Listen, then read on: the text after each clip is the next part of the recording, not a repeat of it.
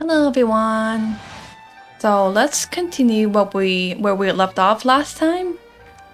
So for today, I finished my daily farming for not Genshin Impact, Honkai Star Rail. So let's just focus on Genshin's story here. So now I'm supposed to go to the Valets office.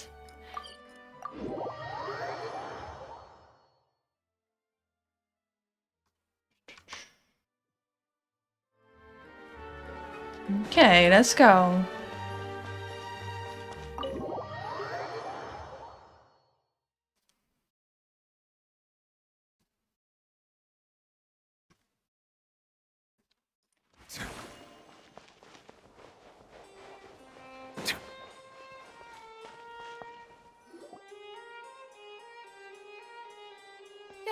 You're here! Finally! Oh, the Millicents are so cute. Is something wrong? Monsieur Neurvillet and Lady Farina, they seem to have gotten into a dispute. Please go see for yourself. Okay, I wonder what that is.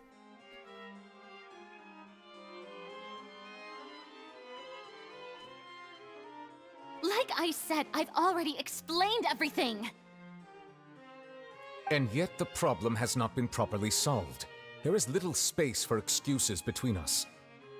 It is not my intention to offend you, but please, tell me where you stand. You are the Hydro Archon Focalor, are you not? Are you? Look at this. This is a list of the victims from the recent Poisson incident.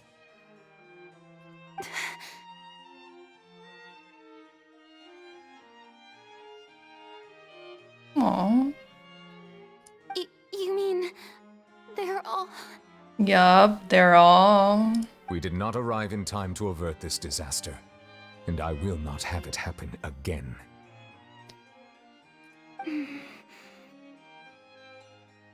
I will say this once more. You must tell me everything you know. Yesterday, I found 3 stone slates in some ancient ruins near Poisson. Do you know anything about those? Seriously? You're questioning me like this is a court case now. I don't know anything about that. Well, there are people dying. But you found them in some ancient ruins, you say? Mm-hmm. That's correct, which is why I came to ask you some questions. There should have been 4 slates, but one of them was missing. The other 3 feature different images that seem to correlate to the prophecy. The prophecy? The second of these slates depicts the previous Hydro Archon Egeria kneeling before a floating island in the sky, as if confessing something. Do you know nothing of this either? Yeah, what does she know? I don't. I've never seen such slates. Oh, she's so clueless. I'll ask you again. Do you really have no information regarding the previous Archon? My deciphering of the slates indicates that the Hydro Archon Egeria once had to confess to, or apologize for, a certain sin. If anyone would know about it, it should be you. All gods don't have the same secrets, you know. She was herself and I'm me. Is it really so strange that I know nothing? I understand your concerns, but I'm sorry. I just don't have anything to tell you. Forgive me for saying this now, Lady Farina, but I have long known of your various secret investigations into certain matters. There are several indications that you have been investigating the prophecy on the sly. This is not strange in itself, considering that you are the Hydro Archon. But it is strange that you should also claim to not know any of Egeria's secrets, as well as do nothing following your inquiries. You have never been as superficial as you have presented yourself to be, nor are you a fool. And yet, your behavior is very inconsistent. Oh yeah, there are 2 Farinas? Is that what Uvilla is saying? So you've been watching me all this time, have you? I didn't think you were that type. You... The purple type. Well, since you know about my secret investigations, then you should know I'm actually working to take care of it. There's no point questioning or suspecting me. You're the Eudix, but you're still my subordinate. You should be following my lead. Just trust in me, your Archon, and do as I say. Never mind whether you can truly convince yourself to or not. It'll all turn out fine. That's all I have to say. We do not discuss this matter again. Oh, the opera's about to start. Toodles! Oh, okay. There she goes. Yep, speechless. Okay, I watch it in slow motion. Did Farina not notice us standing by the door? Wonder what's up with her. She was smiling. She didn't seem in the mood to care if we were listening in or not. She seems to be deliberately hiding something. I assume you've been outside for a while now? Oh, you noticed. Seems Farina didn't even realize we were here. Yeah, she just ran off. She was in a great panic, though I cannot discern the reason. Our discussion reached impasses time and again, a state of affairs that we cannot allow to continue. Still, I do not understand. Dialogue is the basis for understanding, so why did she keep refusing to engage? I'm afraid questions alone might not suffice. We need to make her understand how dire the situation actually is. I'm sure she can't be that stupid. Everyone in her inner circle has noticed that she is hiding some secret. The issue is her attitude. I fear that she will not reveal anything unless absolutely forced to. We may have to create a situation in which she will have no choice but to speak. Oh? Like what? Trapper. Normally, people will only reveal the truth when standing trial. Perhaps we must have the Hydro Archon experience just such a scenario. Like, Farina's seen so many trials, and she's really good at dodging questions. How do we make sure that she won't just slip away at the first chance she gets? We will need to consider this thoroughly, join forces with various parties, and then do what we can. If at all possible, I would prefer to recuse myself from this affair, but we must prevent the prophecy from coming to pass. This may be cruel to her, but all Fontaine is in crisis. The information a god possesses is too precious, and so we must take a chance on this. Okay, then in that case, we will need help. But who will lend us their aid to do such a thing? Oh, I think I know who to call. Do I?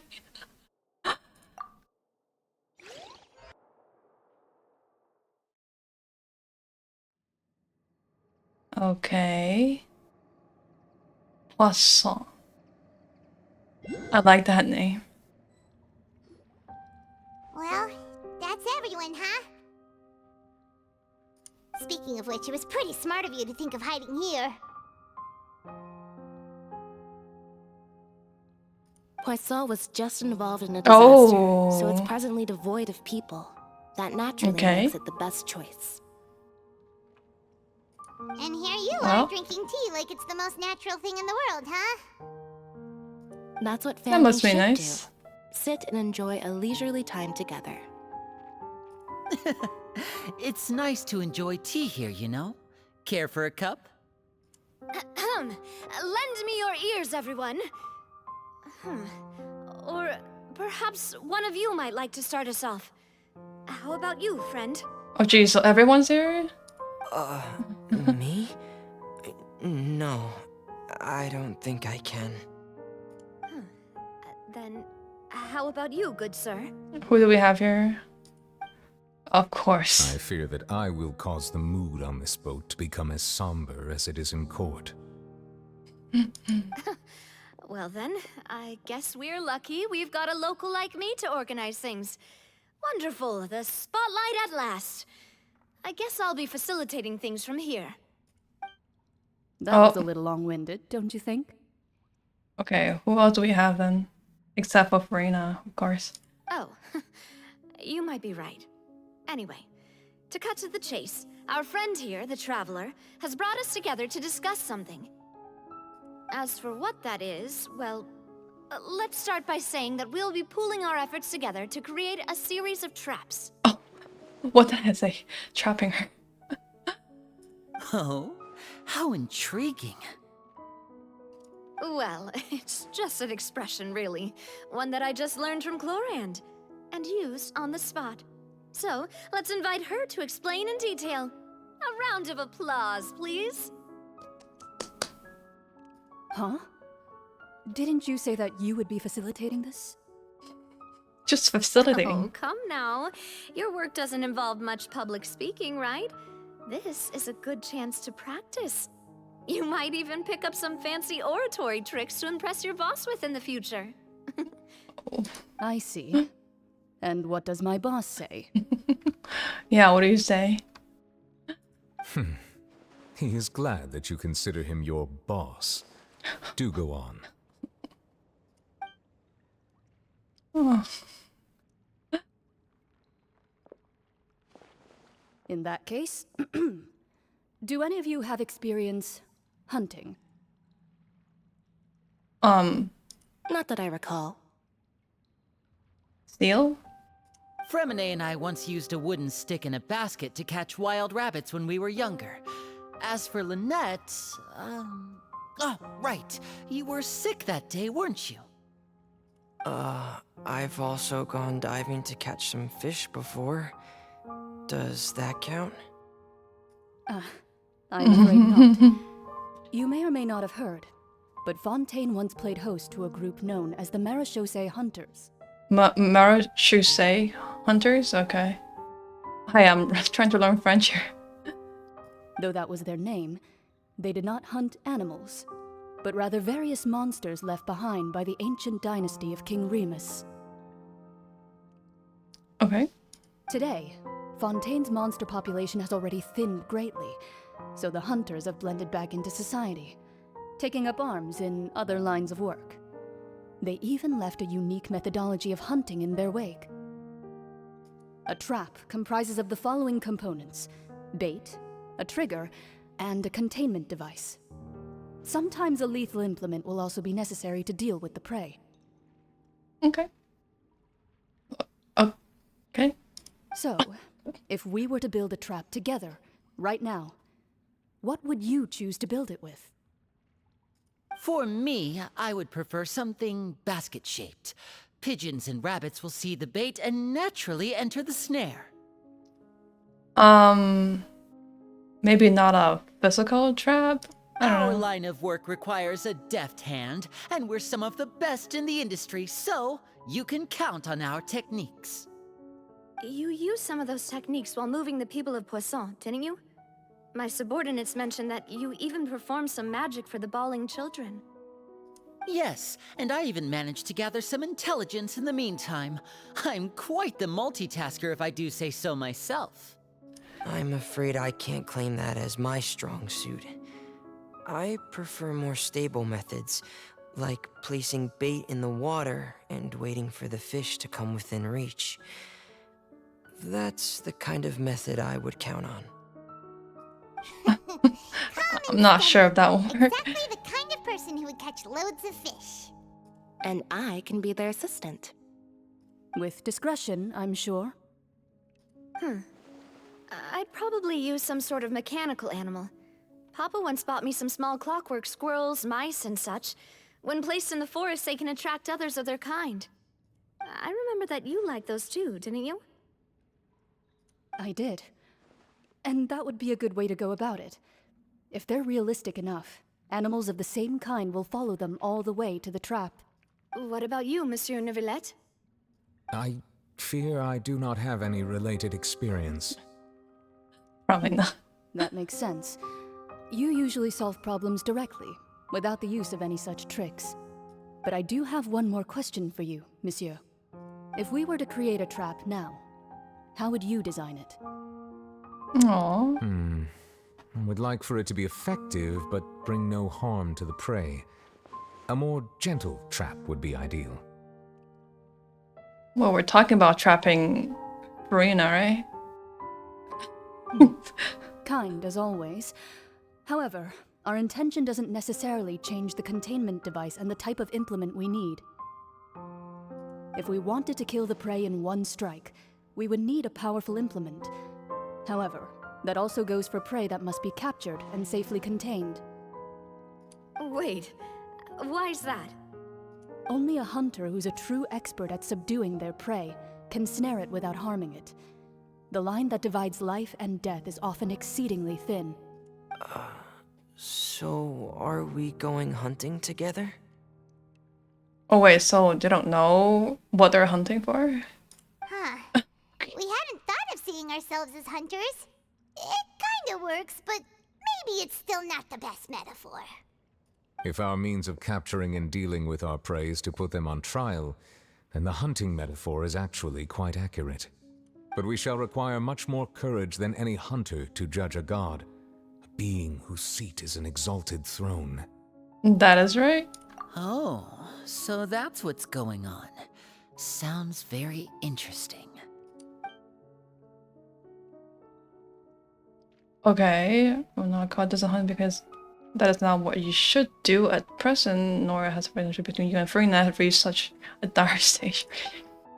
Right. Okay, we just need to know her secret.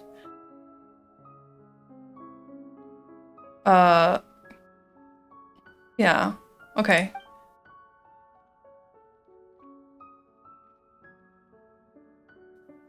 Yeah, okay. We're gonna trap her. Okay.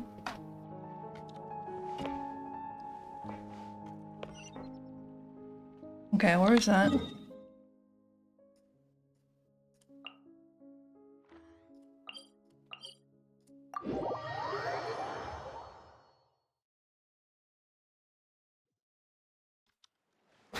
Is this the right place? Okay.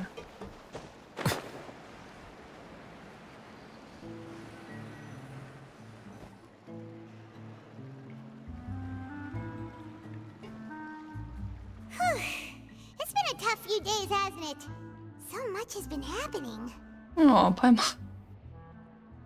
Those meetings sure did make me hungry. Paimon didn't think the meetings would go on for so long, but everyone seemed pretty fired up, huh?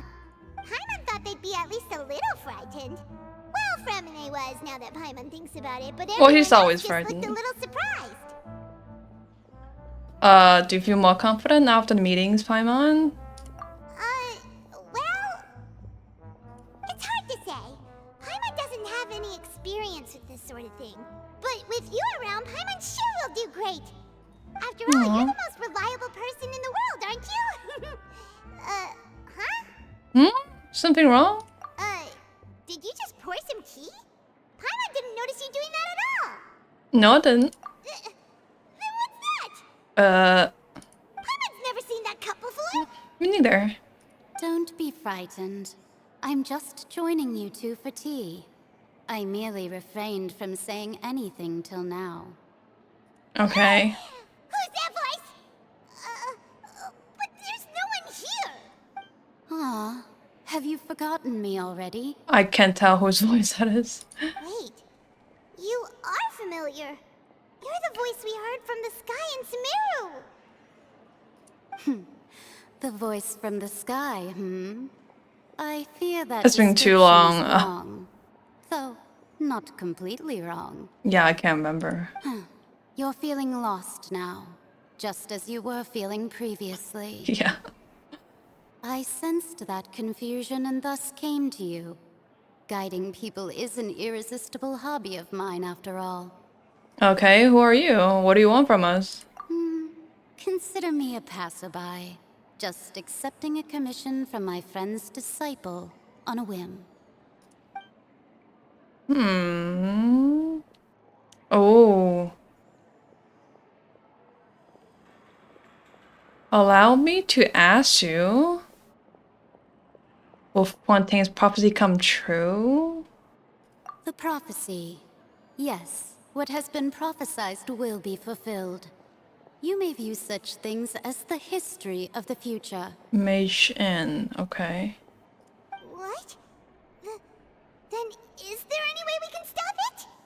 Of course there is. I believe you have witnessed a failed attempt with your own eyes. Can everything in Tevat so easily be changed? There it is again. Fate. Ah, so you've caught on. Mm-hmm. Just as prophecies are usually only the future as seen from the perspectives of the gods, could things be happening in hidden corners where the gods' gaze does not fall?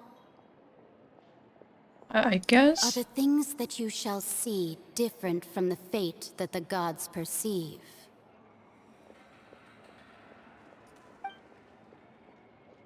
What is she talking about?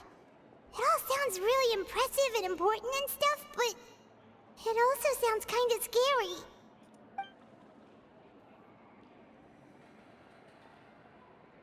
Okay. I believe that you understand, right? Some things are insignificant, but others you must reach out to change. Sure. Ultimately, fate shall serve as your only guide, no matter what will happen in Tevat's future. All you need to do is to play your part. This was good tea, by the way. Thank you for your hospitality. Well, that'll be all for today. The voice. It's gone.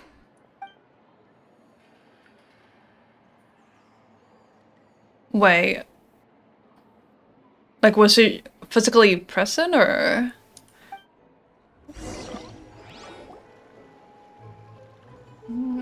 Okay. Okay, who's outside? What? I want to hear someone talking. Alright, coming! Hey, it's you who's getting lazy, okay? Well, I see I've walked in on some lively banter. Mona! How have you been these past few days? Fine, just fine. I went to take part in that Steambird panel. It turned out to be more interesting than I expected. Not all Fontanians are pessimistic about this. One journalist mentioned that sitting around and waiting for the end to come would be wrong, and that they should make their own rescue preparations. I agreed, so we had a brief chat with her. Okay. Did she have pink hair by any chance? Why, yes! It was Charlotte. Oh, right, You remember yes. her, right? That daredevil journalist? I'm in full support of her view. Prophecies are very important, but how can people allow their lives to be commandeered by just a few words? That's right! Paimon's glad to hear something sensible for once. Yes. From Mona. About what we had discussed before. I did try, but I'm afraid I couldn't reach the old hag. I'll try again tonight, but I wouldn't get your hopes up. Oh, we just talked to that old hag. Huh?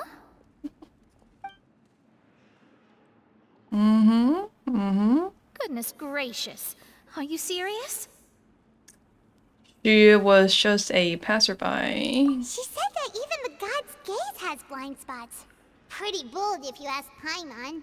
Most people would believe the gods to be all-knowing, right? Well, Karina's blind spots will be... they're probably huge. I don't know. I'm just guessing here. She might be, like, really awesome for all we know. The Hexen Circle members are certainly anything but ordinary.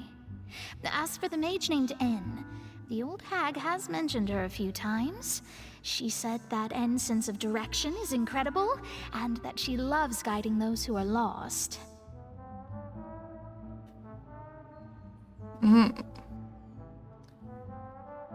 Okay. But I've never met her, and if she were still alive, she'd be... well, suffice it to say that the hag's at least a few hundred now, and N's been around for longer than that. Whoa. The Hexen Circle sounds like a scary group. But they must really stay in shape to live so long. Their abilities alone No are shape at pretty all. terrifying. If she came to see you personally, then the problem you're facing must truly be of great importance. Well, it's not like Paimon could understand anything she said. Yes, she was quite cryptic, but I suspect she means that there is still a way to turn things around. She didn't say when or what that would be, though, so perhaps it is something that you cannot know right now.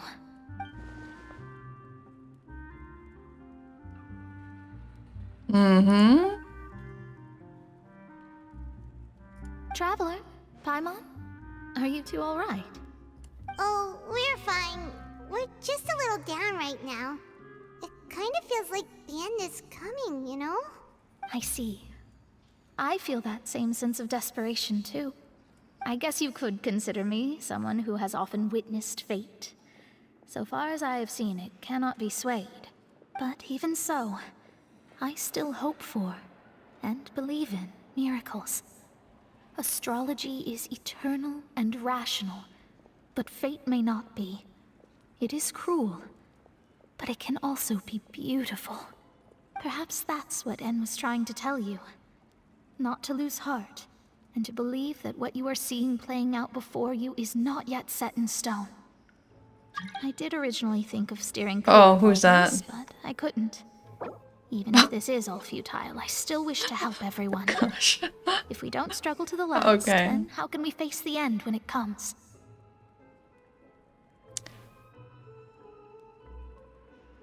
Huh. You do have a point. There I go, talking about astrological principles again. Sorry about that. The moment I start talking about work-related stuff. I need to get going. Oh, thank you, Mona. It was worth trying to comfort you, even if only a little. I believe that you'll help those who are struggling in the same way I did. I suppose that might be why we always seem to meet by coincidence. Bye, Mona. Paimon feels kind of moved by what Mona said, but also kind of sad too. Hey, Traveler, Paimon suddenly feels like going outside for a walk. Let's go. Okay. Let's walk around the city, shall we? There's a few spots we always like to walk by. Uh-oh. Okay, let me talk to my friend first. Okay, let's resume. Oh, wait. Wait, no, not this way, right? Okay, up here. Wait, I think that might be the wrong waypoint. Oh, okay. Actually, okay. Oh, wait, what is this? Seriously? Oh, But no. Mr. Morris, I don't understand, sir. How can you only be telling me this now? No, I don't need another side quest. I'm afraid that there's nothing really I can do. I'm really facing a crisis. My hands are tied. But what about my film? Well, I'm afraid you'll have to come up with something on your own. Take it from me. Sometimes you just have to let things go. Same goes for this film festival.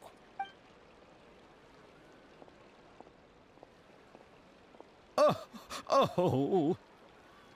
Hey, isn't that Xavier? So he's back in Fontaine Xavier? now. I thought it was Xavier. No.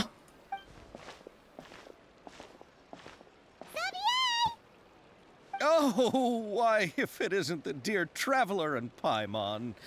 I really didn't expect to bump into you here at this time. Okay, it's been a while. Well, I was doing just fine until I received some terrible news just now. The investor I was working with for my upcoming film has fallen upon some hard times and is no longer able to provide the promised amount of funds. Uh-oh. Can't you just find a different investor? Can you let us go? Unfortunately, that's not how it works. We had signed an agreement specific to the Fontanalia Film Festival, stipulating that I cannot work with any other investors until the festival is finished. The Fontanalia Film Festival? What's that? Wait, is this the event is this or your what? first time participating in Fontaine's Fontinalia Film Festival? Then allow me to fill you in. The Fontinalia Festival was established to commemorate the legendary Loch Knights, who went on a quest to search for the Oceanids, and eventually welcomed the Hydro Arconageria. The holiday is deeply connected to the founding of Fontaine, as well as its unique laws and trials. It's one of the most important festivals for this nation. But what's with that weird expression on your face? It's like you're trying really hard to remember something. Yeah, okay. I was just trying to recall the exact description from the books, in order to avoid any unnecessary arguments over semantics. I usually try to recite things straight from the source. Well, either way, Paimon thinks she gets it now. It's just like the Windbloom Festival in Mondstadt, and the Lantern Rite in Lille. This must be the event, right? Yes, those are festivals of a similar variety. Who doesn't like a good festival? And just like those of other nations, Fontaine will hold a plethora of events around this time each year to commemorate the Loch Knights. People will imitate them by putting on special costumes, raising golden cups, and going door to door asking for pure water. Very good. Can I just continue with my story But a few quest? years ago, Lady Farina started to find the whole idea a little drab, and so decided to change the part about pure water to sweets. That really doesn't surprise Paimon at all. The whole thing seems more akin to a carnival now, and it's quite popular among the kids. Every year you can hear a bunch of them saying, "Trial or treat." Oh, that sounds pretty fun. Oh. But how does that connect back to the film festival you mentioned? Ah, yes, it appears I've strayed off topic. I just got too excited after seeing you. I know, we're Let me way get back off to the topic point. now. The Fontinalia Film Festival is an event proposed by the Fontaine Film Association this year. Now that film technology has matured as a medium, it's the perfect time to introduce more people to the art form. During this time, people may submit films to be evaluated, and the entry with the highest score will be given the Farina Award by the association. The what award? The Farina Award. You know, after the Hydro Archon. They coined it while Lady Farina was still in power, but even though things have changed, no one has made any motion to update the name. Wait. Isn't she still in power? This must be the event, Perhaps right? everyone still thinks of it as a pretty appropriate name. Even though she isn't the Hydro Archon Wait, any what? longer, Lady Farina is still Fontaine's superstar. Anyone with eyes can see Wait, the way she hold shines on the stage. Hold up, like what? Wait, there's some spoiler going on. Hey, I didn't know this. What the? Hey, that's not fair. It does work pretty well when you put it that way. Oh, but who would have guessed there'd be an issue with the funding? How will I ever explain this to Miss Chiori? Not to say all the other actors who traveled all the way here from Inazuma. Chiori?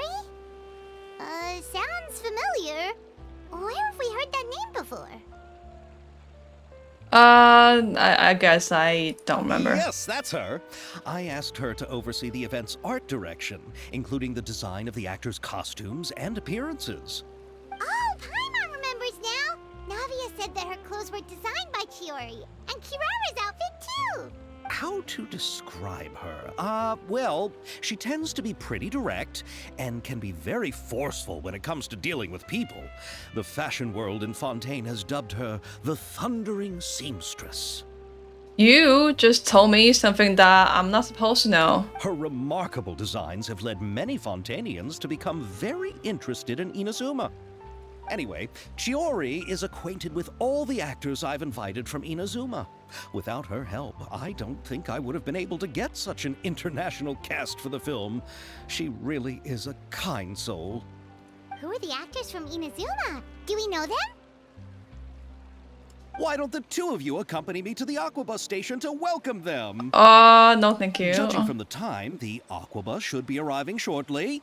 Chiori will be waiting to meet me there as well. Oh yes, this is the event.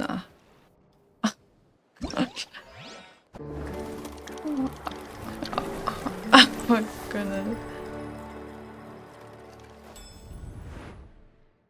Okay, okay. Ah, okay. No, I wanna do this one, okay.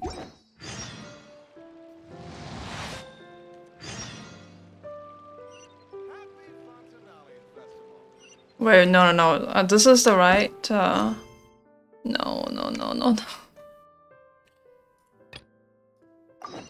Okay, I'm hoping not to just run into some other quest or event.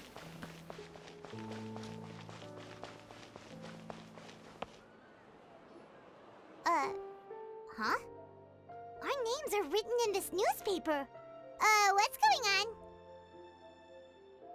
on? Maybe we're famous? Well, we are famous. Let Paimon see! The underwater stronghold, the Fortress of Meripede, has continued in its noble autonomy, but that does not mean that others cannot interact with it.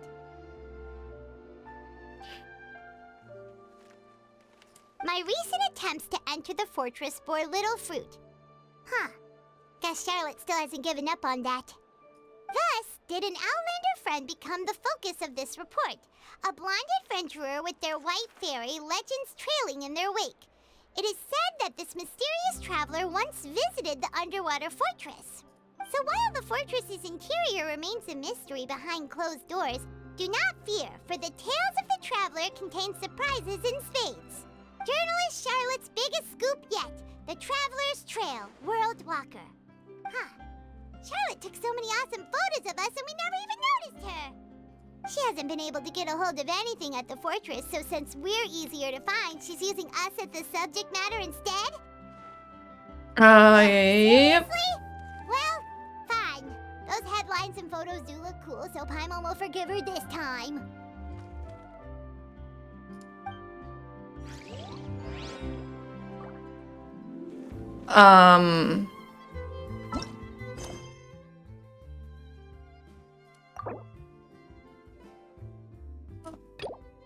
Are you serious?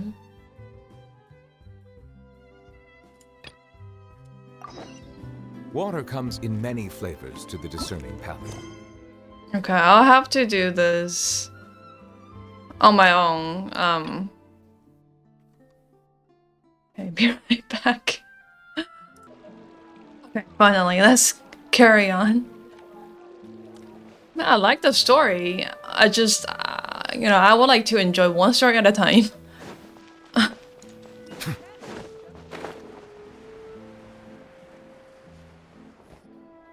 Wow! If it isn't the Traveler and Paimon! Oh, have you seen the article I wrote about you? Ha! You've got some nerve! You just used us to make some quick mora! Yeah, can we? Oh, you needn't worry about that. I heard that you were in Poisson some time back, so I sent you a letter to discuss just that. It appears you didn't receive it, though. It's all right, though. I've set aside the amount intended for you. I've even set the table with some food. Really? Awesome. Oh, you're the best! You're almost a little too easy to win over, Paimon. If I were a journalist with ulterior motives, you'd be in trouble now, you know. Oh, Paimon knows you're not like that. Still, what brings you here all of a sudden? Were you looking for me? When Mona mentioned you, we thought of coming to see you at work. I see. It seems you've already bumped into Mona here in Fontaine. Mm-hmm. So she mentioned me? What did she say? She said that you're a real daredevil of a journalist. Nice. In which case, can this daredevil journalist dare to request an exclusive interview with the legendary Traveler and Paimon? Another one? Huh? So your article in the paper today doesn't count? Oh, of course it Oh, doesn't. goodness. That was more like live photography. What I'd like to do is dive deeper and ask you to talk about the things you've seen and experienced. You seriously want to interview me again? Yeah. Are we even qualified enough? Why not? If I say you're worth an interview, then you're worth it. But not right now, of course. I'll need a few days to prepare. Oh. In that case, we'll just chat when you have the time then? Oh, so that's a yes? Ooh, looks splendid! I'll tell the editor-in-chief immediately. I'll have to apply for lighting, a venue, some props, and... Whew, so much to get done now. Talk to you later. See ya. Wait, Charlotte, Paimon's still got a question for you. And what's that? If, just for example, Fontaine were to be flooded tomorrow, what would you do today? Huh, that's the prophecy you're talking about, isn't it? I mean, I do hear about it often, but I've never once thought that the day could be tomorrow. If you're seriously asking, then I might try and think of a way to leave Fontaine. Oh, but I'm still a journalist first and foremost. That means I have a duty to be reporting from the scene. And secondly, I wouldn't forsake my homeland that easily. From what I've seen, most people don't know what they'd do should the worst come to pass. In truth, it might be better just to behave like normal rather than worry over such an end. So in all likelihood, I'd probably still be prepping at the office for that interview of ours. I know what you're thinking. That sounds a bit sad, but I've always believed that it's best to do what you enjoy. Just think about it. If this nation really were to be suddenly destroyed tomorrow, but I still successfully finish an exclusive interview with a truly unique person, then the story I would wind up writing would truly be timeless. And then do you know what I'd do? Well, I'd write that story, send it for printing, and use messenger pigeons to get copies out to the various nations as soon as possible. I'm not a dreamer, nor am I a workaholic, but I do love my job, and I'd be proud of leaving such an article behind. I guess you could say that I was born to be a journalist. It's really great to have a job that you love. But anyway, that's my answer. And on that note, I'll get back to my preparations. All right. That's so nice. All of a sudden, Paimon actually kinda envies her. Anyway, let's go and take a look at the sea, shall we?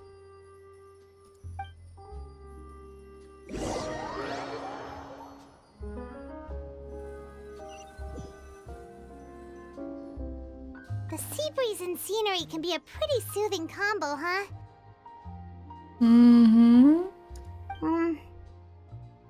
I don't feel the breeze though. Paimon's been thinking. Yes? If it wasn't Fontaine, but all of Tevat that would be destroyed tomorrow, where would we go and what would we do? No, Paimon should ask, if you could choose, what would you like to do? If I could choose, huh?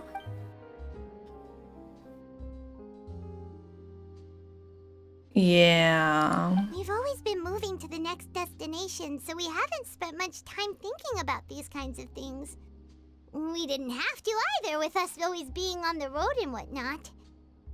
I mean, you can think about it, but once the moment comes, all things could be just thrown out of the window. Okay, so until that moment comes, I think I'll keep journeying on. You mean, still traveling? Yes, cherishing every single moment. Wait, isn't that what we've always been doing? It's good to have you, Paimon. Okay.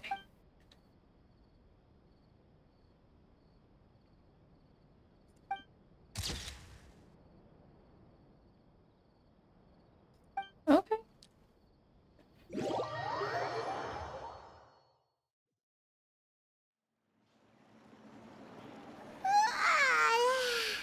Feels like you'll grow mold if you stay here long enough. But it's still better than the Fortress of Mirapede, that's for sure.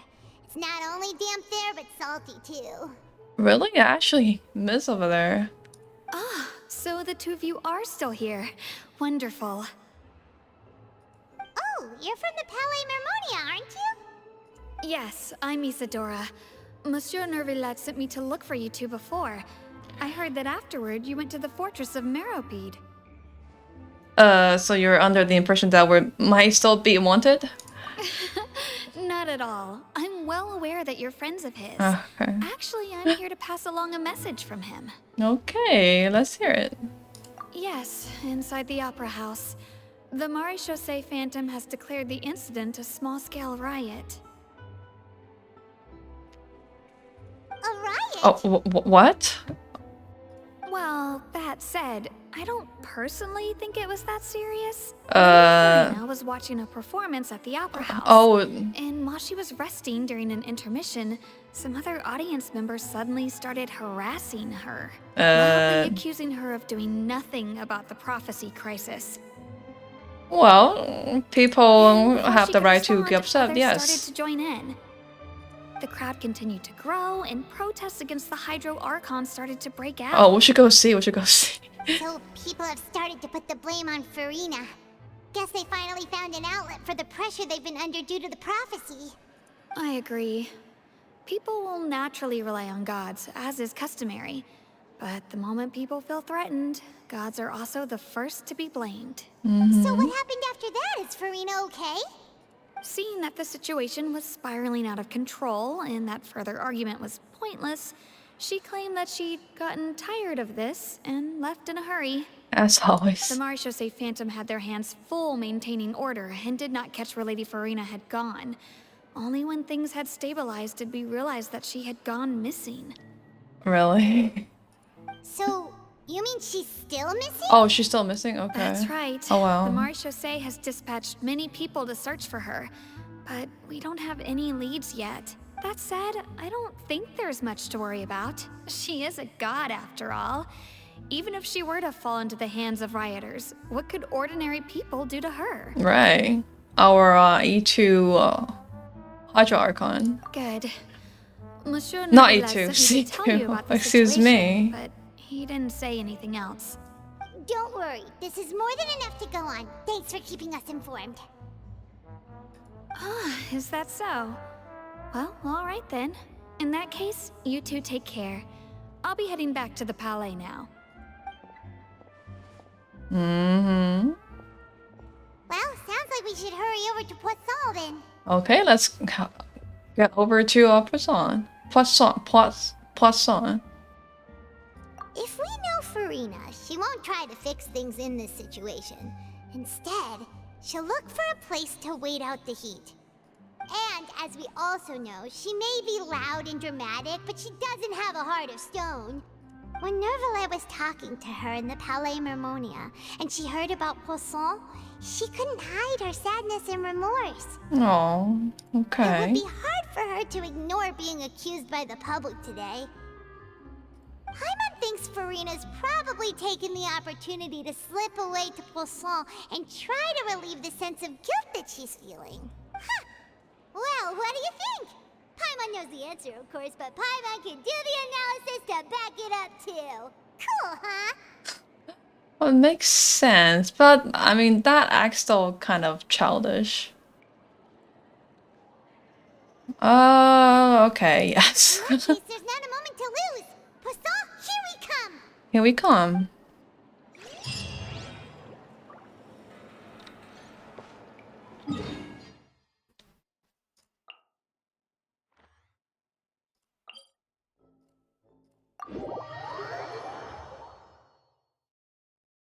Poisson reminds me of... This place looks deserted. Guess all the survivors must have evacuated already. All that's left here are signs of devastation. Yeah, reminds me of a... Here? Let's try to find her as soon as possible. The equation of formula in engineering.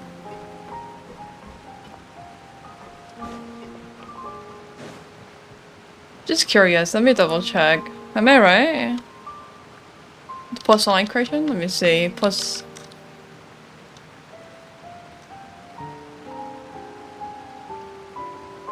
Oh, Poisson distribution? Okay, that's in statistics. Is there a Poisson equation? Am I wrong, or? Poisson's equation, yeah. Okay.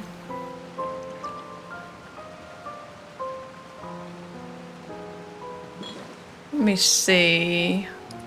Poisson's and Laplace equations? Yeah, okay. Bringing back some memories, okay. Okay, oh, here we go. Where are we going? Where's it? Okay, oh, here. Alright. Oh, there she is.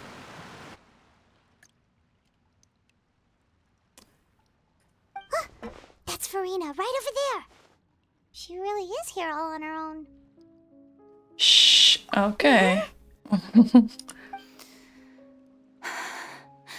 Should I just give up? This is all meaningless. What was meant to happen did happen after all. Everyone's dead. I'm sorry. I am so sorry. Okay, tell us more. Give up, Farina. There's no point in holding out. I'm sorry. But what can I even do other than to repeat meaningless apologies over and over? Aw, Farina. Who's that? Don't worry, Farina. It's just us. So it is you, blonde traveler from another land. Why, I almost thought you were someone from that mob of my ignorant subjects. Come to kneel and beg for my forgiveness. Farina, you were crying just now, weren't you? The tear stains on your face are obvious. Yeah, you don't have to pretend in front of us anymore. What do you mean, tear stains? Oh, I remember. The show at the Opera House earlier this morning was so moving. I'm still trying to process it. Well, we're here to help you. Who did that uncivilized rabble think they were? Disturbing my enjoyment of the arts. They even dare to tout their Archon. I must teach them a lesson. I can just imagine their twisted and frustrated faces once they realize that I'm nowhere to be found. Oh, and I'm sure Nouvellette and those people from the Marche Chaussee Phantom are freaking out right next to them too. Stop trying to act tough, Farina. Of course not. Hey, there she is! The Hydro Archon's over there! Uh-oh. Quick, after her! Uh-oh. Farina, those people seem to be after you. They are? They're just some rabid fans who want to cut the line because they haven't been able to meet me in person, Are they? you sure? That's against the rules. I can't let them get their way. Farina just ran off. Quick, we have to catch up with her.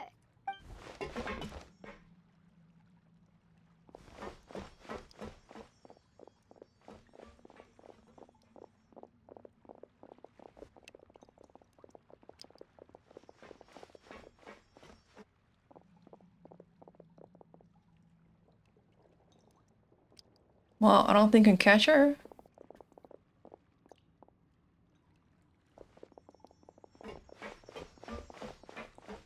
This should be the place, right? Hey, Farina! Shh. There's a good hiding spot over here. Quick, come to Paimon before the rest of them catch up to you. What is this place? Hurry, they're almost here. Fine, fine. I suppose haste is warranted. Lead the way. That bowl thing is kind of obvious.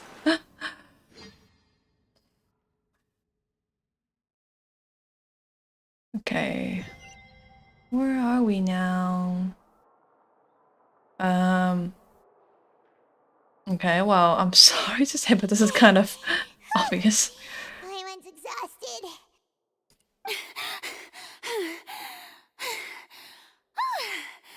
I'm so tired. I totally thought they had caught me. No, I mean, I merely gave in to the sheer enthusiasm they displayed. This place is not exactly soundproof. You're right. Yep, that's a good girl. What's happening? The ground's shaking. Is it an earthquake? Another disaster? What do you mean? Yeah. What do I mean? A quake of this kind preceded the flooding in Poisson, didn't it? Oh. It can't be. It's happening again. Well, there's no need to worry too much about that. Neverlette's made some emergency plans, so the evacuation should go a lot smoother this time. Yeah, I hope you're right. Let's hope. But the people of Poisson, they've already...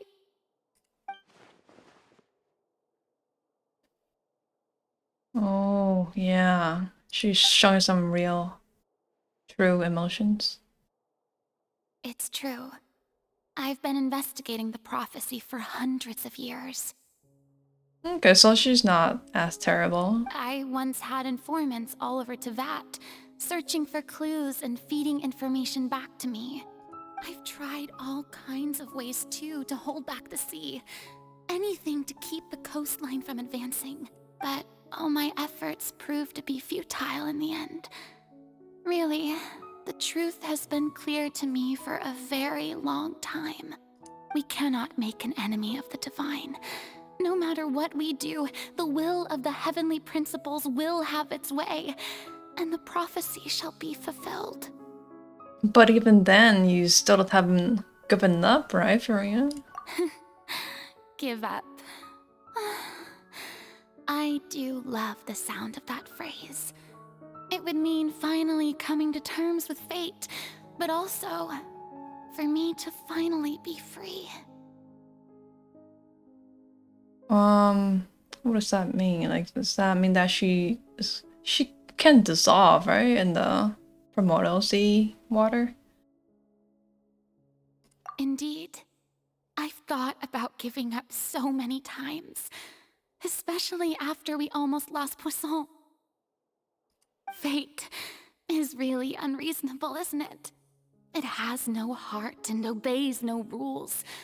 The prophecy has only just started to come true, and so many people have already lost their lives. But just now, it all became clear to me. I still don't have the right to come to terms with fate on behalf of everyone else. As long as the final moment hasn't come, it's still not too late. Don't worry. I will keep hope alive for everyone until the very end. Oh, Furia, okay. Well, that's enough for now.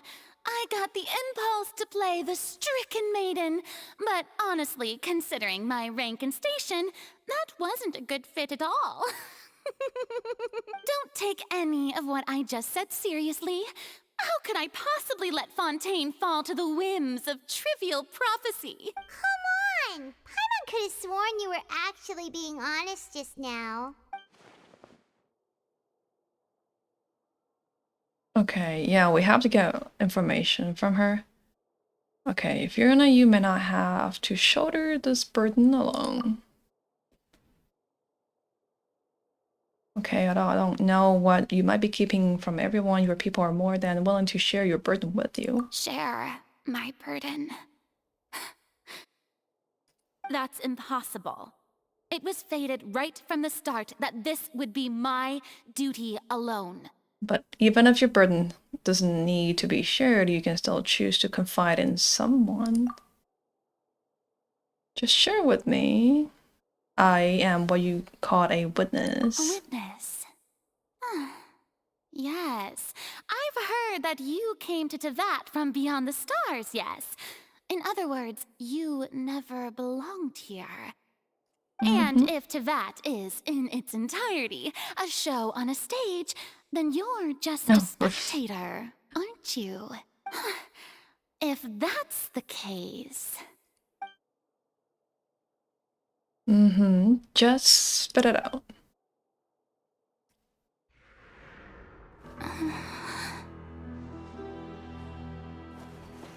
Yes, yes, yes. Yes, yes, yes.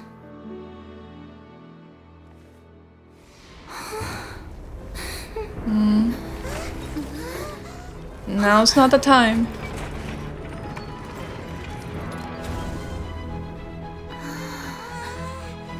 Oh my god. Oh wait, are we part of the plan.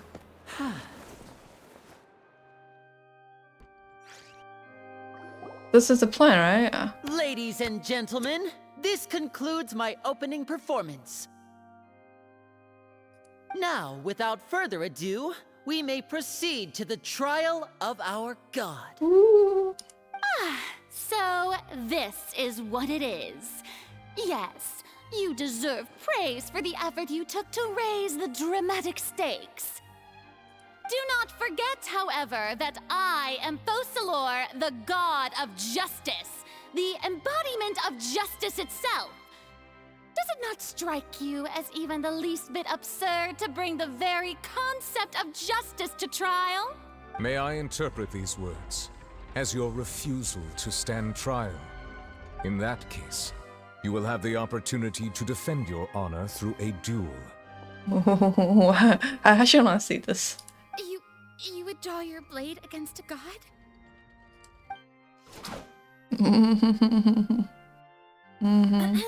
I see. It seems like you have made up your mind.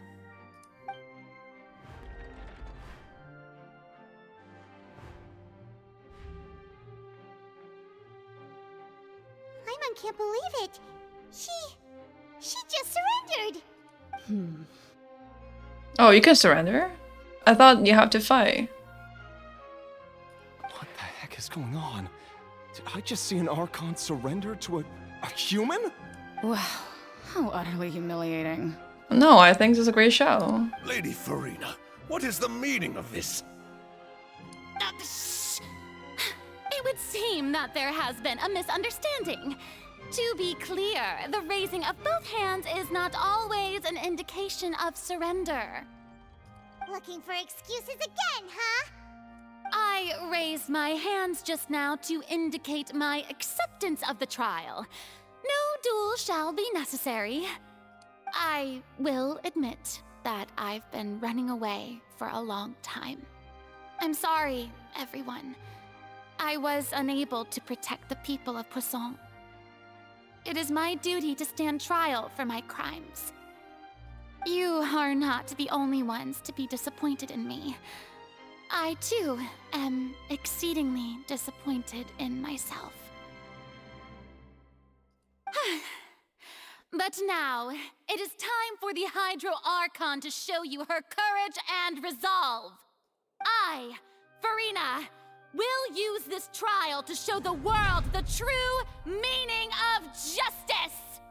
This time, I will protect you. Applaud and rejoice. One of the most outrageous and fantastical arcs known to the opera epiclese is now unfolding before your eyes. Mark my words. This shall be one of the most exhilarating and brilliant shows ever to grace the stage of Fontaine. The trial of the Hydro Archon, Focalor, will now begin! Woohoo! Woohoo! Now we're making history. Told you, it's a good show. Why does it feel like Farina just took over the whole thing? Like, come on! Didn't she just get forced to stand trial for her crimes? Also, even though she's still acting super dramatic, she is taking this seriously this time, right? All right, then. Who will be my opponent in this trial? The people of Fontaine. The court asks the prosecutor to please take the stand. Thank you, Your Honor, really? That so. Very well. Then please speak, witness of Tivat, my accuser and fated opponent. Yeah, we're so close. I mean, are we in this? I mean, I can't tell. Let's try.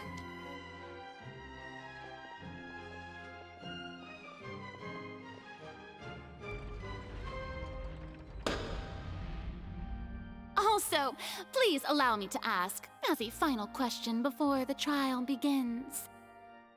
Just how much work did you do to force me onto this stage? You don't need them. Well, we did do a lot lot of prep after the meeting that day. I can go over the tasks assigned to the Spina di Rosula, since they were rather straightforward and easy. Navia, the president of the Spina di Rosula. Most of the people who participated in the disturbance this morning were my subordinates.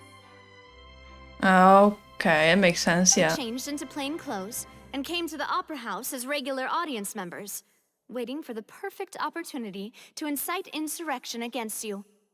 The people's resentment against their Archon has been building as more and more of the prophecy is fulfilled. A spark was all we needed to turn smoldering anger into a flame. Moreover, according to our understanding and analysis of you, when something like that occurred, you would likely flee the scene and head to Poisson by yourself. She's so predictable. So, we arranged for a second group to lie in wait there. So, you mean... the ones who scoured the settlement for me were also from the Spina? And their goal was to force you to step into the giant magic box so you may personally participate in the greatest magic performance in all of Fontanian history. That's right. That house was a magic box, rather than someone's residence. As the super ultimate version of the setup that I used when I first performed at the Opera Epiclese, the volume of the box was increased by a whole order of magnitude, and the distance it traversed was the entire gap between Poisson and Aranias. Its cargo, of course. Okay, I'm not sure how that happened. Was an Archon instead of a human. My thanks, Farina. Without your help, we could never have pulled off such an extraordinary performance. You're welcome? You're welcome. Of course, this performance was only made possible with Father's support. The House of the Hearth spent a massive amount of labor in Mora to pull this off. Oh, really? We had to select a location, construct the giant magic box, dig a tunnel, and open up a path through the water. It was a lot of work for all of us. Done in a few days? Okay. Sure thing. In other words, the earthquake that we felt within the giant magic box was just a normal tremor from the transportation of the whole house? That's right. It wasn't a sign of another disaster to come. Okay, so we're in it. Sorry about that. Then, I can guess Nervilette and Cloran's parts. You gathered a crowd, prepared a stage, and made sure that the champion duelist would be immediately ready for a fight. Also that as soon as I appeared on the stage, the trial may commence without a hitch. Am I right? Yes, that is correct. That is correct.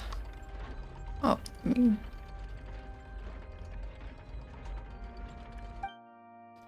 Well, Clorand, I must commend you for your courage.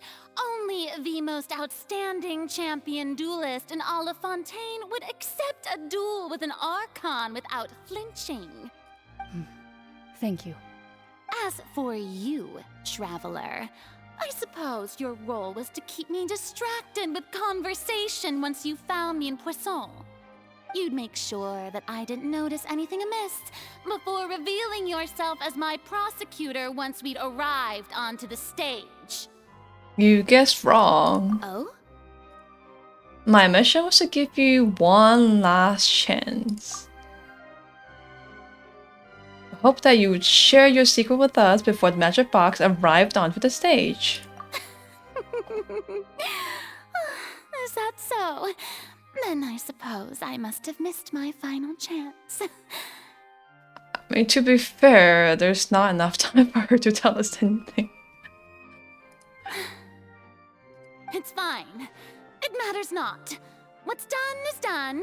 The stage is already set, so there's no reason to disappoint the audience. Let's see this trial through to the very end. Mm-hmm.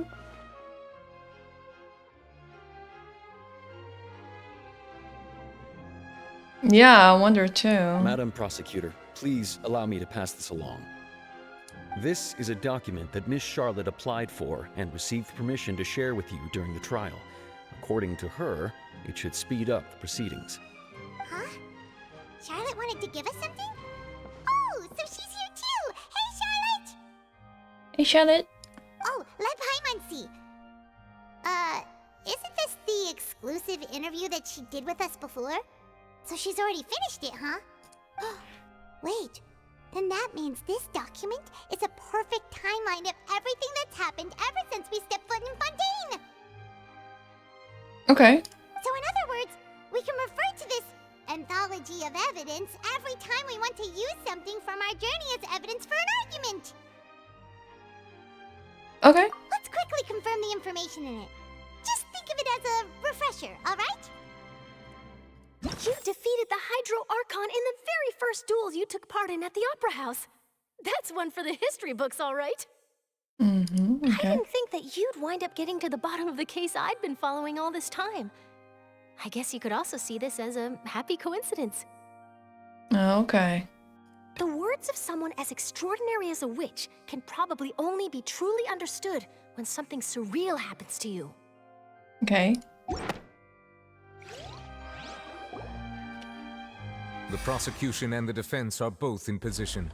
The trial shall now begin. Oh, come on, Nervylette.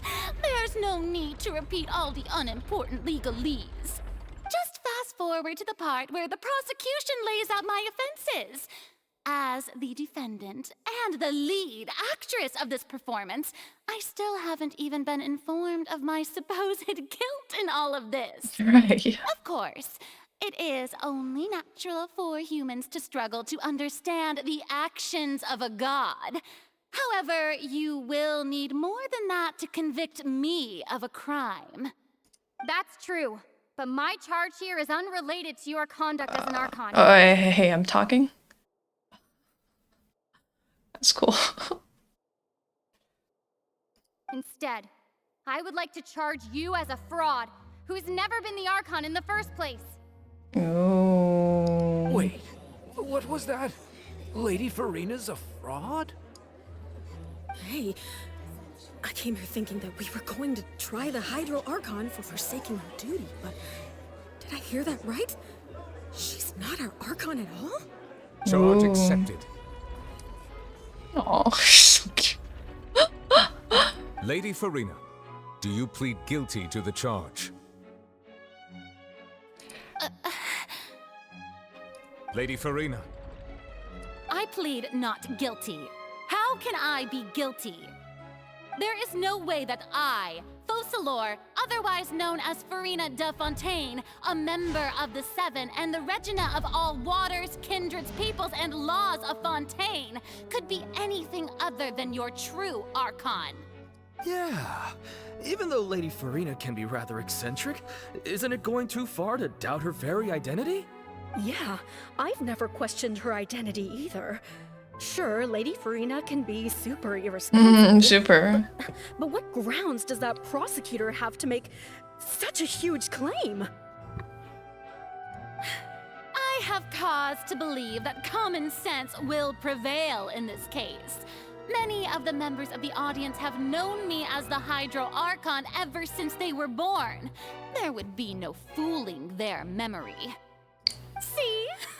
Even the Oratrice has decided to show me its favor. Are you sure you want to commit to a charge that will never be upheld?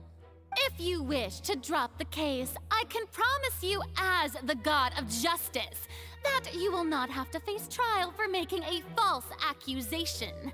We will treat everything that's happened as a dramatic spectacle and move on with our lives. What do you say to that? Huh. An argument with near impossible odds, huh?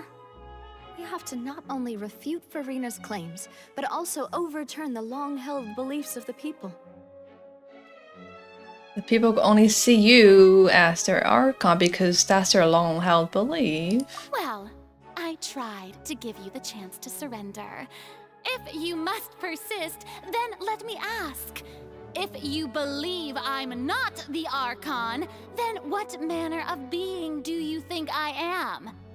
And if I was not the Archon, then how did I manage to live for over 500 years?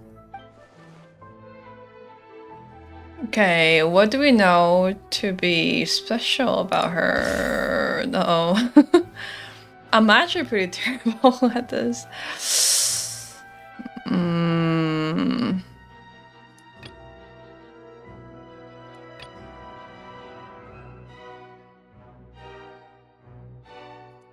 Irrelevant? Oh, telling me that it's irrelevant? Okay. Irrelevant. Oh, okay.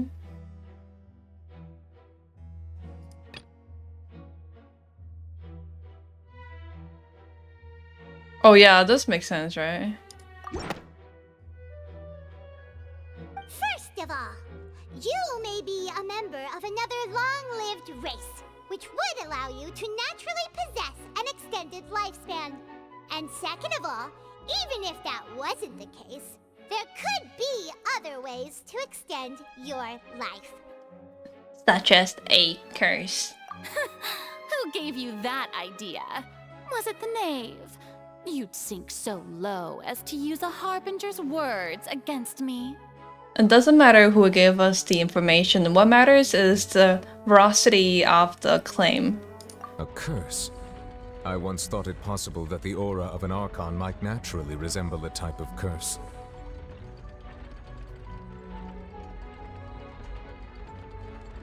But in light of this claim, perhaps what I sensed was not your divinity, but a curse after all. Oh. Neverlet sensed it too, huh? Oh, where's the new villain part? So, Farina, instead of an Archon, could you just be a cursed human?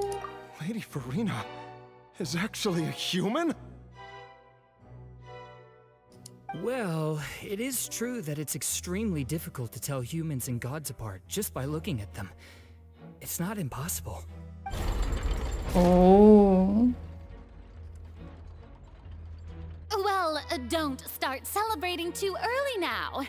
Even if I have been carrying a curse like you said, how does that prove that I am merely a human being?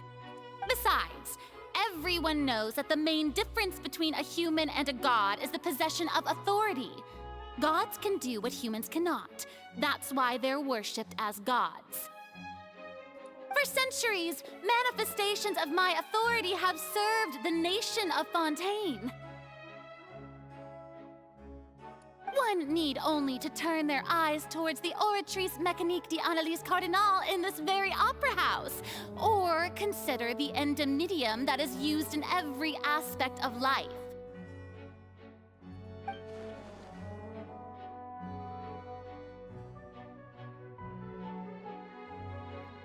Oh, okay.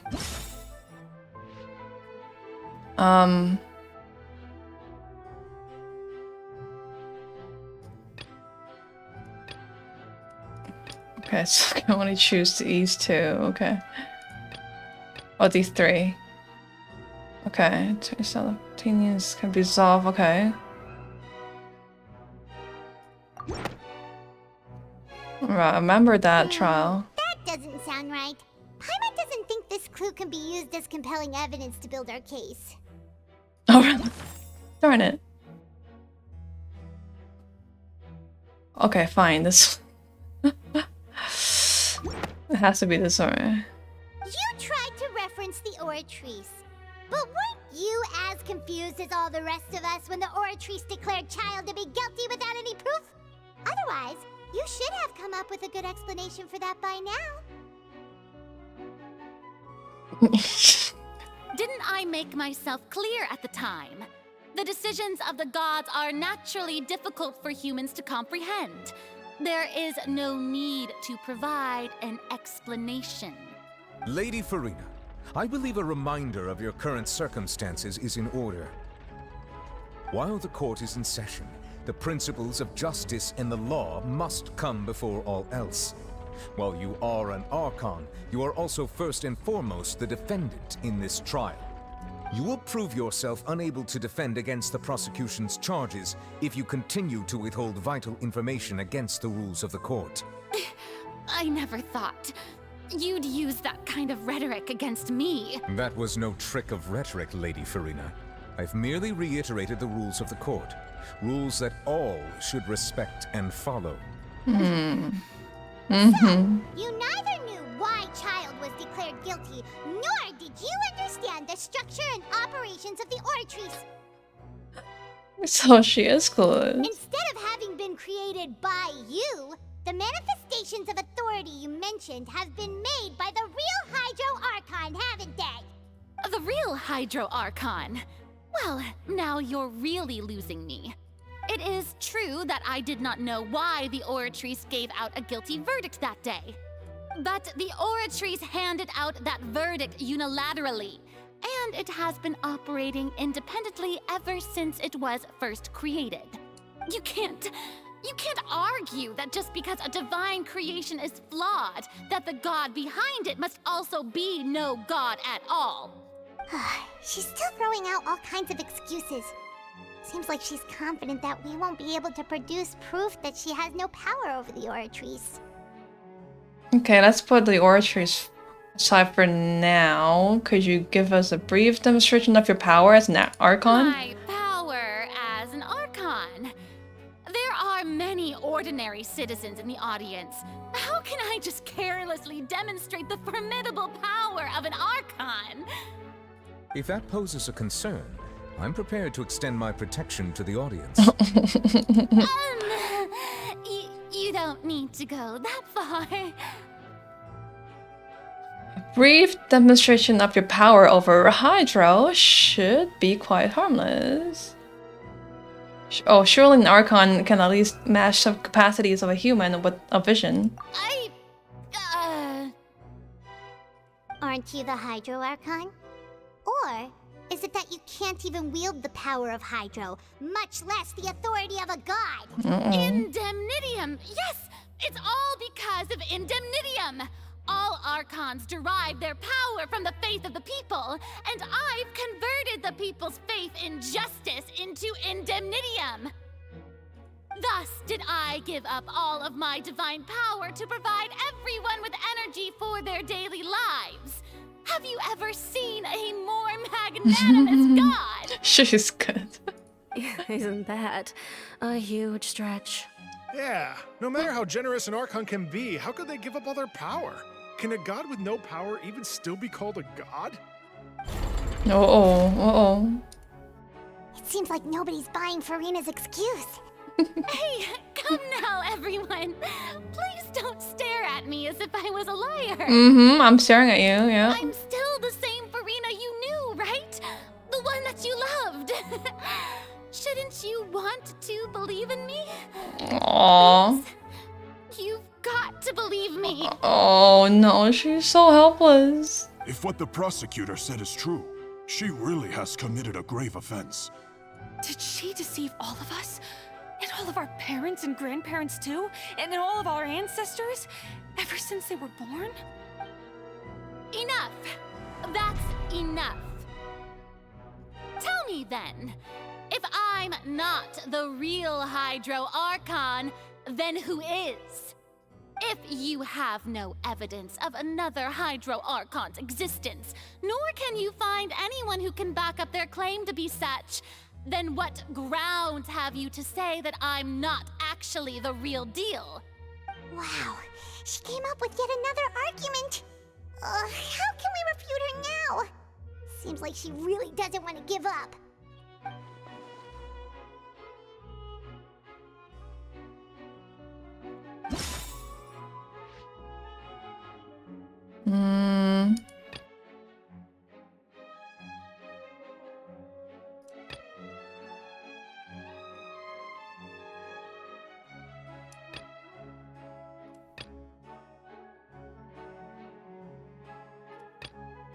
Uh-oh.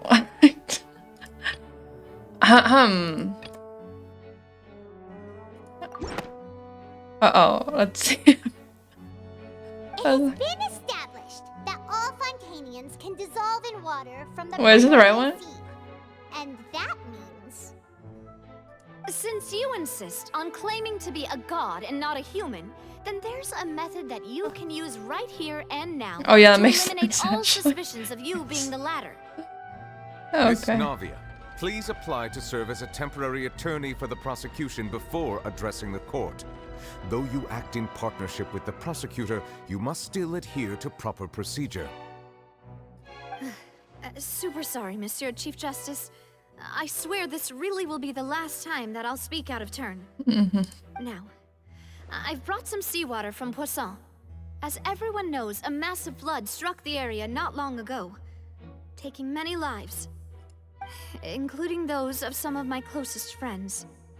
So, Miss Farina, would you dare to touch some of this seawater? If we are to believe that you are indeed the real Hydro Archon, touching this seawater would have no effect on you. All it should do is strengthen your case. Okay, she doesn't look very good If now. you don't dare to touch it, then we would have basically proved the reverse. Oh, and I must remind you that after the disaster at Poisson, nobody wants to see any more people dissolve. I do hope you'll act prudently and choose the simpler path of admitting guilt. Navia from the Spina di Rasula. The Spina has governed Poisson for many years. I guess her suggestion is valid.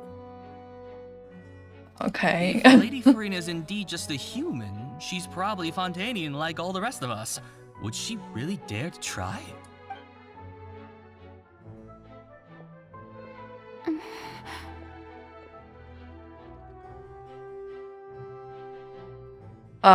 Farina? Lady Farina, this test has been unilaterally proposed by the prosecution.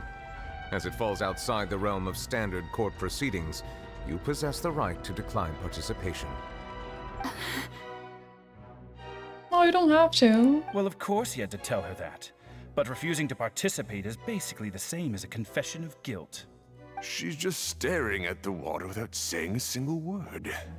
It really does seem like she's quite terrified of it. That could only mean... What's going on? Is she really planning to... that's not what we thought she would... Is she like a cursed Archon? Or... Okay, there she goes. Due to the inherent risk of the test, Lady Farina, you may...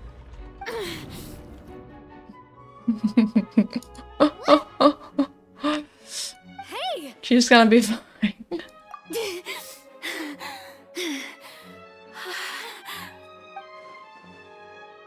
I'm fine! Look at me, everyone! My hand is still here! I haven't been dissolved! Is that real? Believe me now! Seawater? I really am your Archon! I'm nothing like a normal human who would fall apart as soon as they touch this water! Really? Was this not the most obvious thing in the world? Miss Siegewin? If you are present, Miss Siegewin, please come forward and attend to the defendant. Siegewin? Don't be nervous. It'll just take a few seconds. Let me see. She is so cute. Please announce the results of your evaluation to the court, Miss Siegewin. As everyone doubtlessly saw, Miss Farina was displaying symptoms of hyperventilation and flushed skin. These indicate that She is super nervous. she was experiencing the adverse effects of exposure to primordial seawater. The extent to which she was affected is the same as other humans when exposed to primordial seawater of a similar concentration. Thank you, Miss Siegewin. Lady Farina, you may return to the defendant's stand. I don't know. Oh, wait. What did she just say? I didn't get dissolved! Shouldn't that be enough to prove my innocence? Well, considering your tendency to run from your problems, we did originally prepare a direct sample of the seawater around Poisson. However, after extensive discussion, we exchanged it for a sample that is not concentrated enough to dissolve an actual human. After all, on the off chance that something entirely unexpected might occur. I mean, seriously though, she could just be nervous. You can't just accuse her of not being a real human just because she was hyperventilating and, you know, having flesh skin. That's We don't want anyone else to lose their life to the sea. Yeah, so out of regard for Farina's life, you secured a low concentration sample and asked the head nurse to serve as an expert witness. okay. Oh, she's the expert witness, so what can I say? Great thing that the direct sample wasn't actually used. Farina could have... I can't believe you.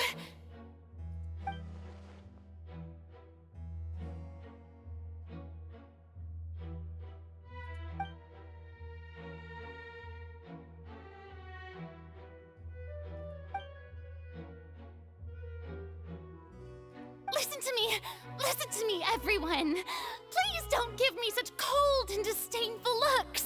What happened just now didn't prove a single thing. I actually agree with Farina. Think about it. How can you conclusively prove that an Archon can't also be affected by the primordial seawater? Also, if That makes I sense, was yeah. really just a human, why would I dare to just put my hand in that kind of water?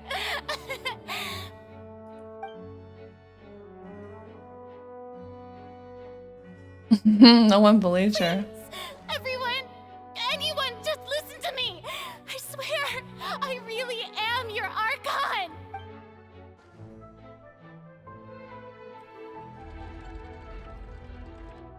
Okay, she's gonna spill it.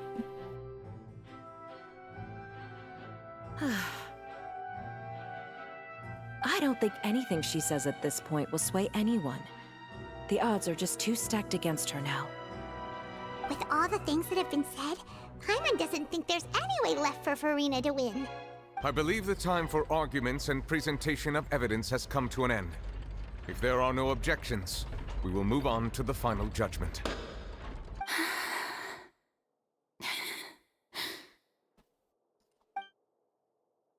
I don't think anything she says at this point will sway anyone. She's too stacked against her now.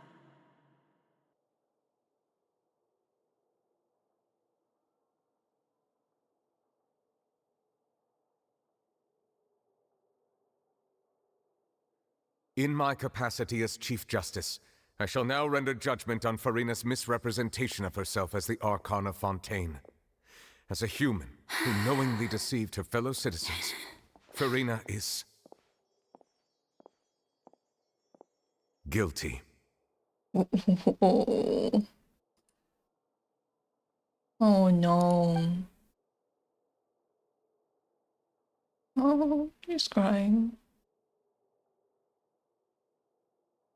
Okay, just tell us everything. We shall now turn to the Oratrice Mécanique d'Analyse Cardinal to render the final verdict on the charges.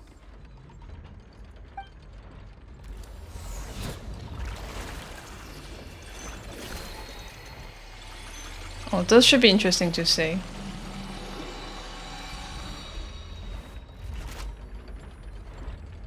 According to the judgment of the Oratrice Mécanique d'Analyse Cardinal, Farina is not guilty. Well, what's wrong? What's the Oratrice's verdict? Oh, it can't be. Oh no. No. The Oratrice also displays a guilty verdict. Oh really? Isn't that correct then? However, the exact wording of the verdict is thus. The Hydro Archon. Oh, okay. To be punished via the death sentence. Ooh. Okay. The death sentence?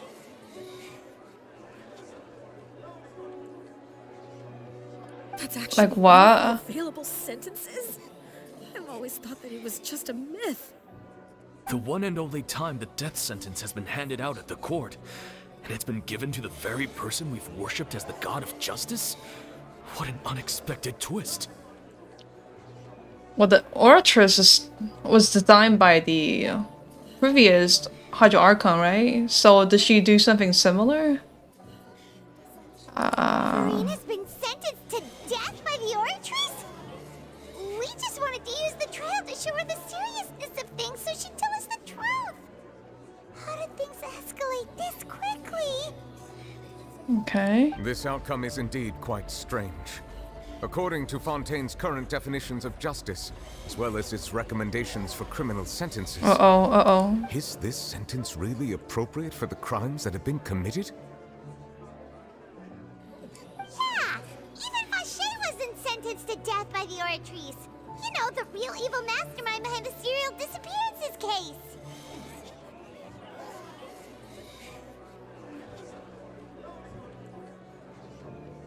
Yeah, I mean, if she's not a real Hydro Archon, is the real one? Indeed. Like in the court today? Not only is Farina's sentence overly excessive, the very point of our trial today was also to prove that Farina has never been the Hydro Archon in the first place.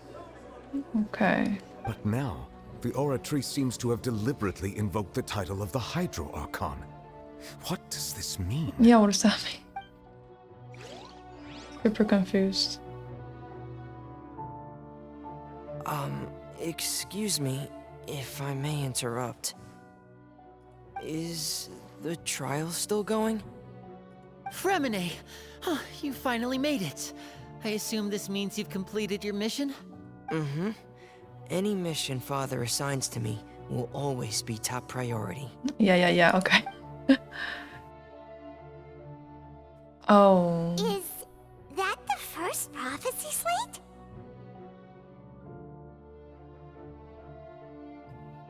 Okay, there's a person in the... Okay, whatever. So the knave privately arranged for Fremine to try and find the missing slate. I looked everywhere and finally found it at the bottom of the sea. It took me a long time to get around some dangerous stretches of water.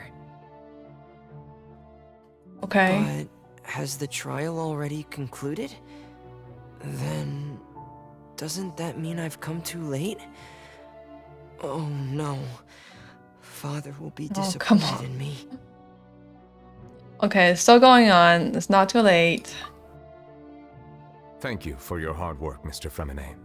Please allow me to review the record left on the slate.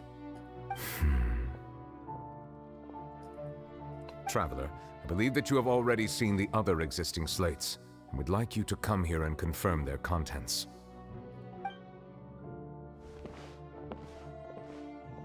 Huh? So what do you see? What is it? This looks like a slate. The previous Hydro Archon releasing her divine power, turning the Oceanids into human beings. I believe I've now made sense of the Hydro Archon's crime. It has to do with Fontaine's lost history. Huh? Isn't the Hydro Archon just guilty of deceiving her people? Oh, wait, no, that's Farina, and we've already proven that she's not the Hydro Archon. Okay, this is a little convoluted. Hold on.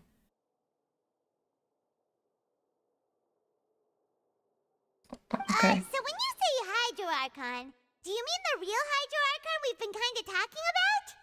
Yeah, which Hydro Archon we're talking about? In truth, everything that you've encountered in Fontaine up until this point can be traced back to the contents of these stone slates. Okay. However, I'm uncertain as to how much sense they currently make to you. An association between the contents of the slate and the events in real life. Okay, let's try to recall the contents of the other 3 stone slates. Paimon will do her best to help you remember.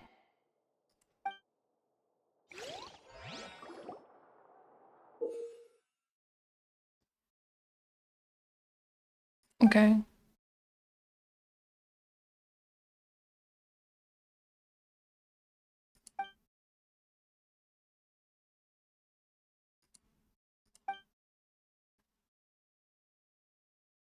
Okay.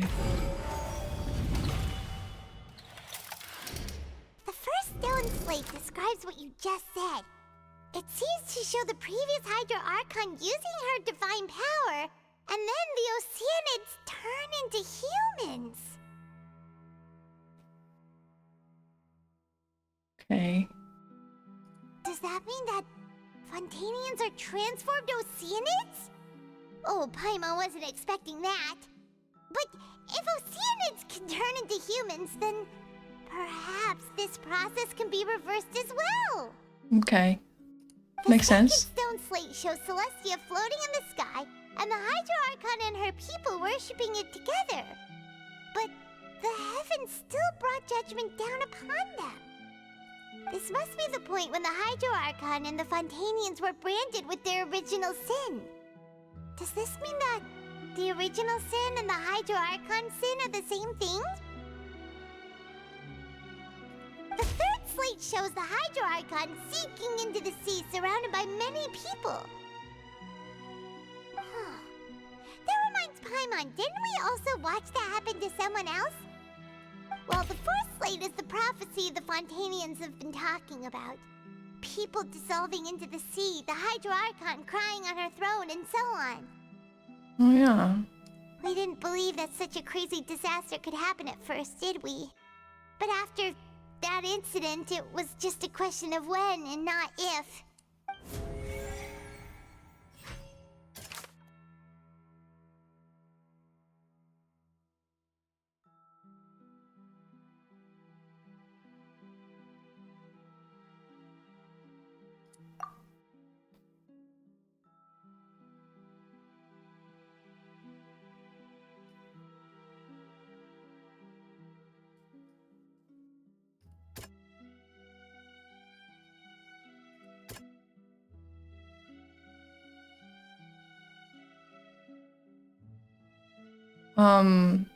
This has some kind of relevance.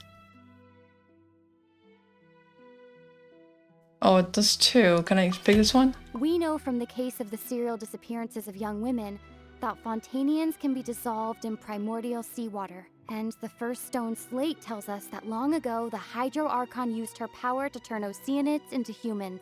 This might be the reason that Fontanians can dissolve. Yeah.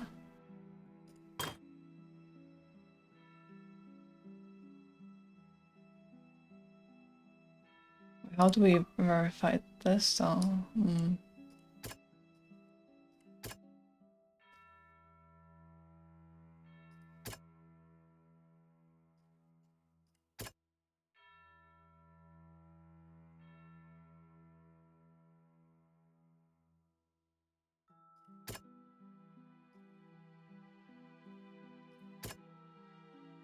That doesn't sound quite...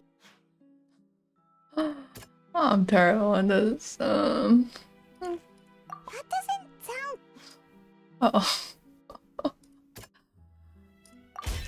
Perhaps what is about to take place has all happened before. The true sin of the Hydro Archon that Nerva... Oh, that's what I said before too, right? Yeah. Passed down on the people of Fontaine by Celestia, as recorded on the stone slates.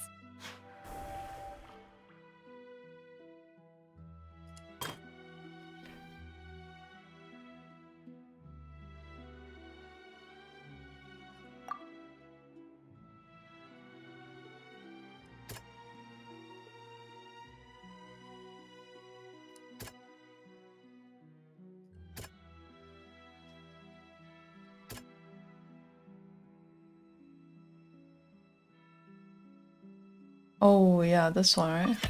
It's not as simple as falling into the sea. When Navia fell into the sea, her consciousness was subjected to judgment. The stone slates show the people gathered around the Hydro Archon in the sea. Could that be alluding to the same thing?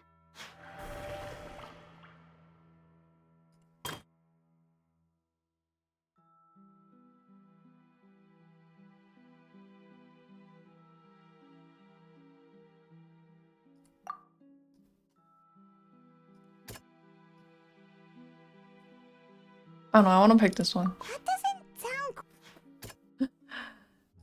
That doesn't sound...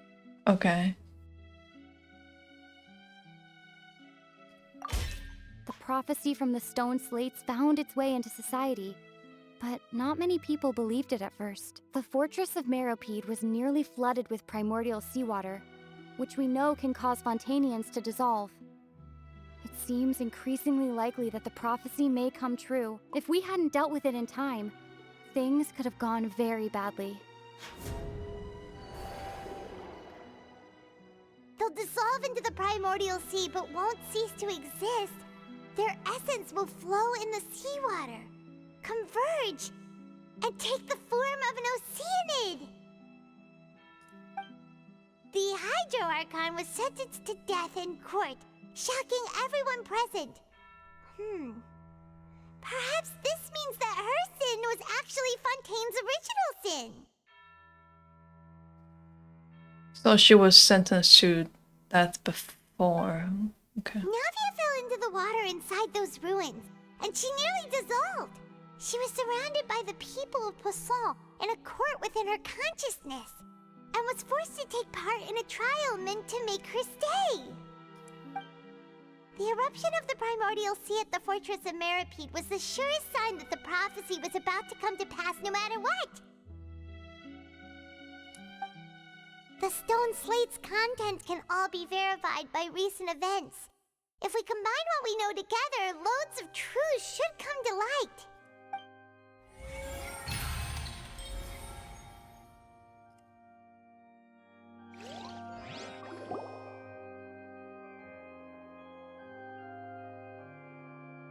This is taking much longer than expected. Huh? Oh, Paimon gets it now! So that's how you can make sense of it. But then it feels like we're going to have to share some truly shocking revelations. Let's hear them. The first slate reveals that Fontainians are not real humans. Incredible. Linny, did you hear that? We're not real humans. All Fontainians were originally created by the late previous Hydro Archon, with Oceanids as their basis. The evidence for that can be found in how only Fontainians could dissolve in primordial seawater, and how all the girls Vacher dissolved were also turned into Oceanids. Oh, and according to Navia, when she was about to get dissolved, she also saw everyone gathered around for a trial, all of them in the shape of Oceanids. Indeed.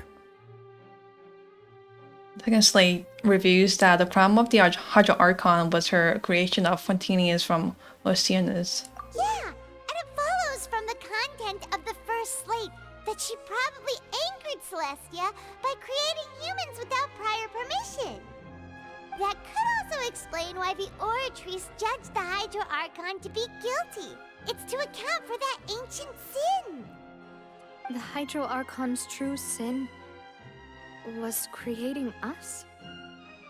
And yet, after many hundreds of years, the Hydro Archon's creations have turned around to try to judge the Archon within the Opera Epiclese. The twists of history are often the most unexpected of all. As for the third plate, I'm so convinced that it should come after the fourth plate. Yeah, isn't the image here just like when Navia fell into the sea? That could be the prior Hydro Archon. So wouldn't it be trying to show the image of the Hydro Archon also falling into the sea once the prophecy has been fulfilled in the fourth slate? The fourth slate depicts the fulfillment of the prophecy as it's already widely known. In the end, the people will all be dissolved into the waters, and only the Hydro Archon will remain weeping on her throne. Only then will the sins of the people of Fontaine be washed away. Did Paimon get all that right? You've made some keen deductions. I must say, given how much you still don't know, it is impressive that you've already managed to connect so many pieces of the truth.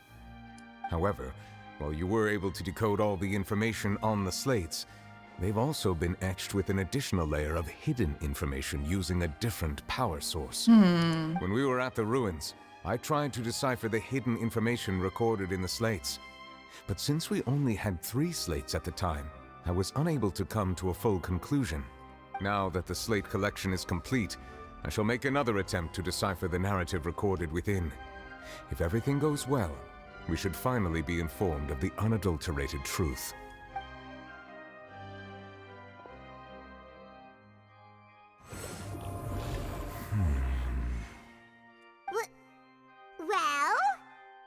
Well? Did you get it? I believe I should share this truth not only with you, but with all the people of Fontaine as well. I will try to briefly summarize it for you.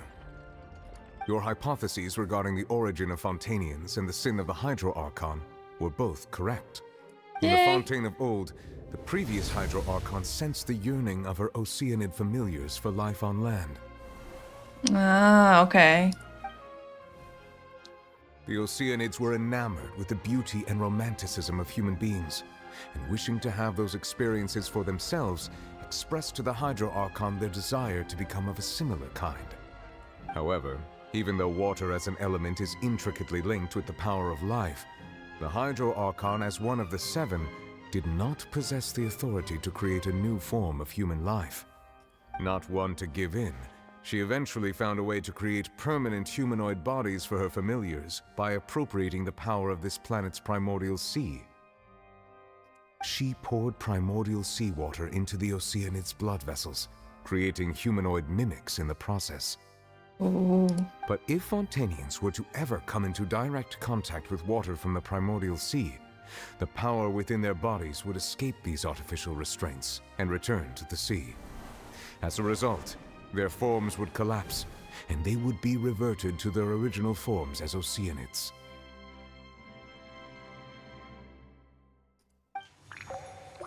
Of course, the Hydro Archon never received permission from the heavenly principles to create a new human race.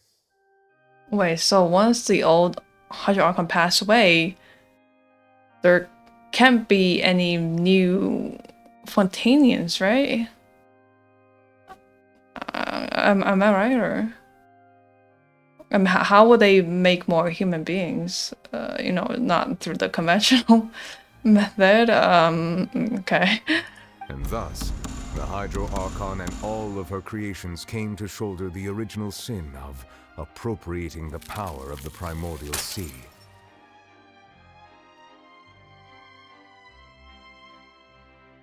That is the true history of how the people of Fontaine first came into being. So we were all Oceanids before we turned into human beings?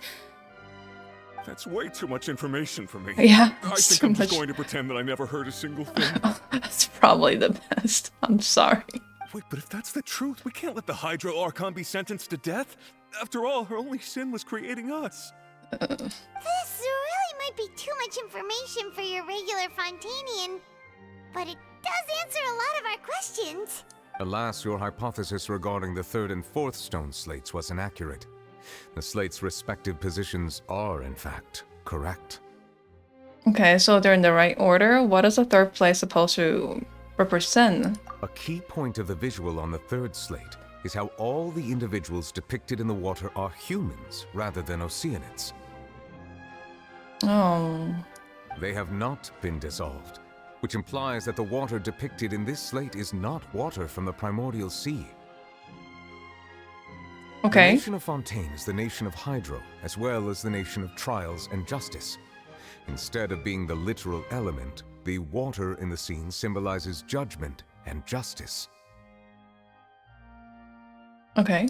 You may also recall Navia's experience. When she fell into the sea, her consciousness was surrounded by that of many others who intended to hold a trial to determine her fate.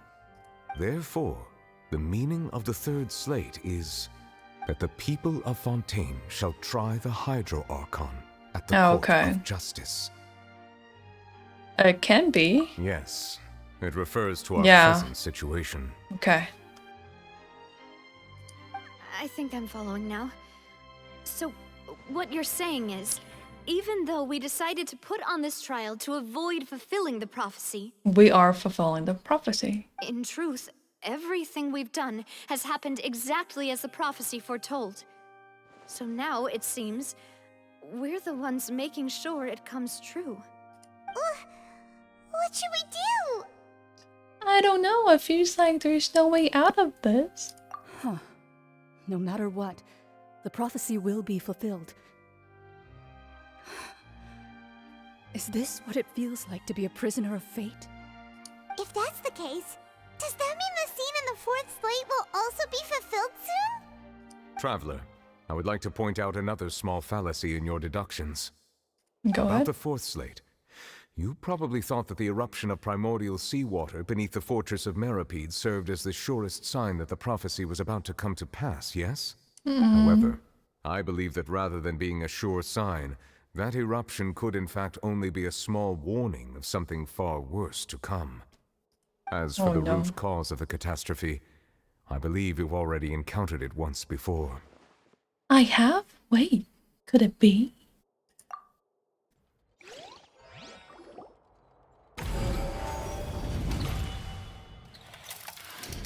This eruption was just a small warning of the things to come.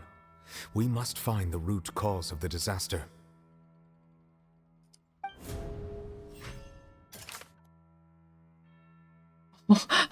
How long is this gonna be? Hold on. We're already like almost 2 hours into this.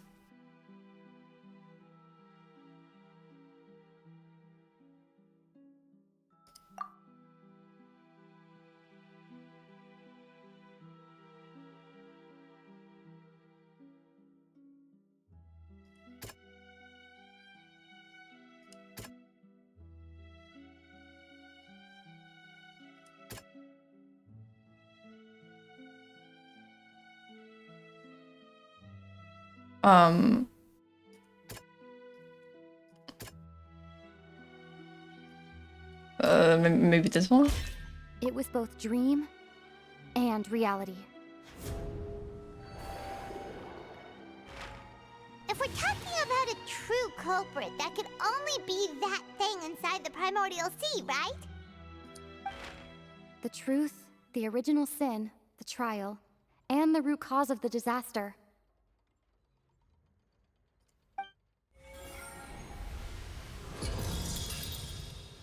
I am confused.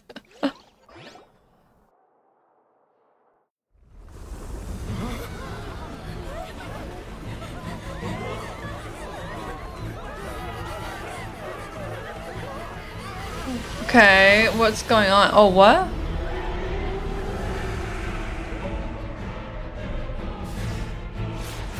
Well, oh, there you are.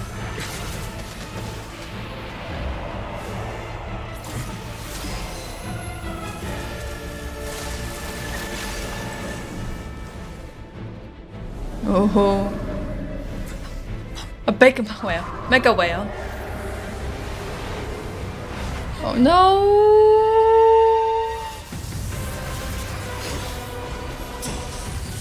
Oh, oh my gosh, it's a child? Wait. Okay. Too much information here, okay. Wow. Well, was he hiding inside the whale or... I don't know.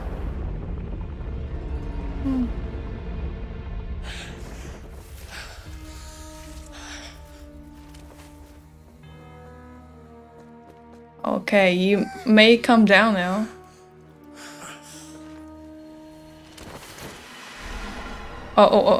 Hmm?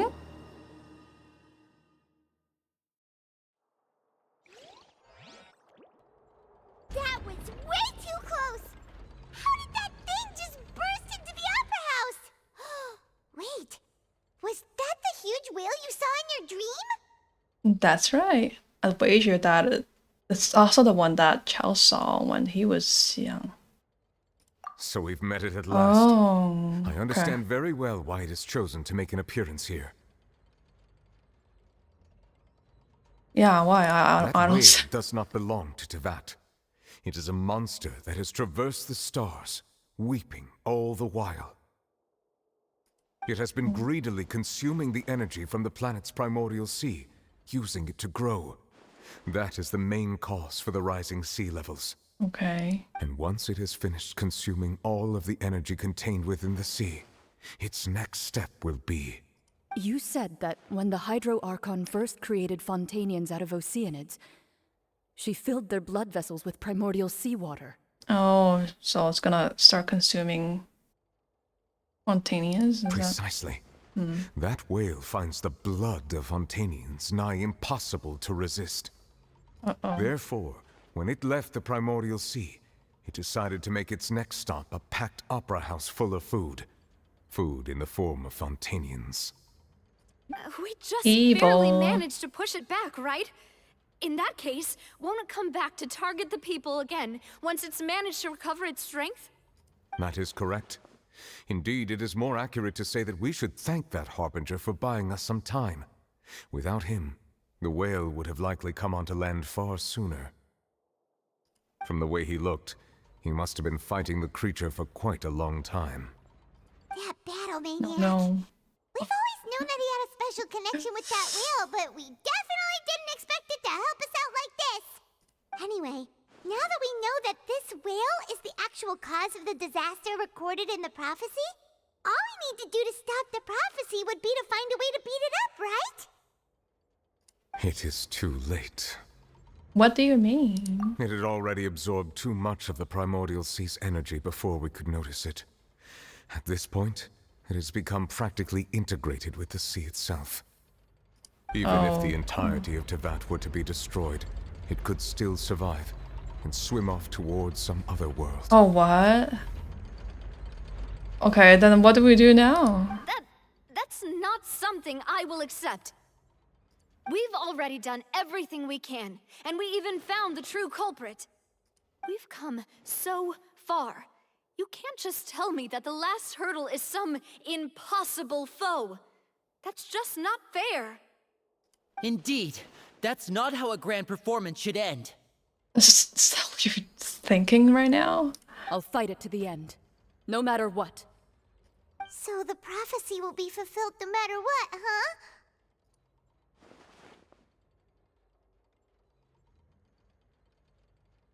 Dot, dot, dot. Prophecy. Yes, what has been prophesied will be fulfilled. You may view such things as the history of the future. Interesting. Can't fight against fate. Okay. Just as prophecies are usually only the future as seen from the perspectives of the gods, could things be happening in hidden corners where the gods' gaze does not fall? Oh, Ultimately, there it goes. fate shall serve as your only guide, no matter what will happen in Tevat's future.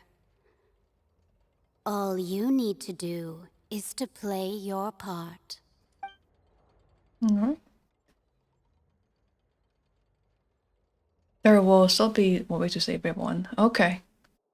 It has to be, right? Otherwise the game will be over. Game over. Yeah. Did I miss something?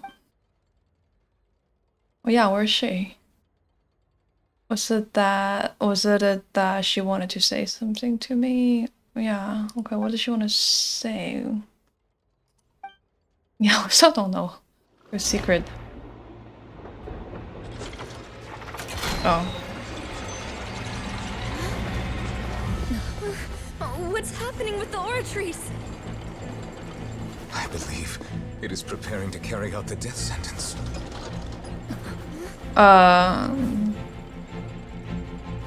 Farina!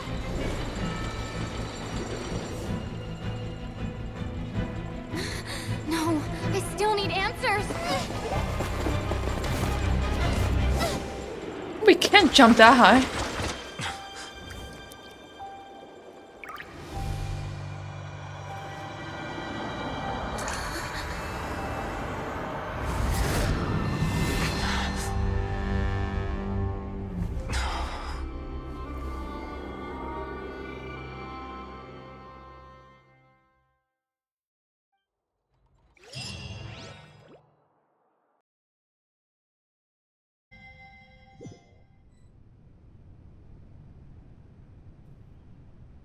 Oh.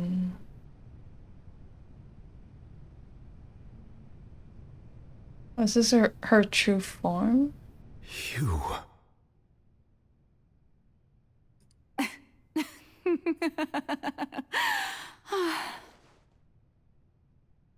Farina. Sorry. That shocked expression on your face is just too amusing. I couldn't help myself.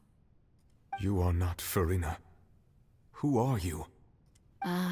The sweet sound of bewilderment. Marvelous. A sure sign that my attempt to deceive everyone was a resounding success. But to answer your question, I am Focalor. You know, the god. Focalor, why did you deceive us? Oh, that wasn't my goal, of course. Goodness, no. But I had to fool everyone else too, if I was to stand any chance of deceiving the heavenly principles. Okay. Deceiving the heavenly principles? It's all because of that pernicious prophecy. Dreadful, wasn't it? Everyone doomed to dissolve. Fontaine condemned to be flooded.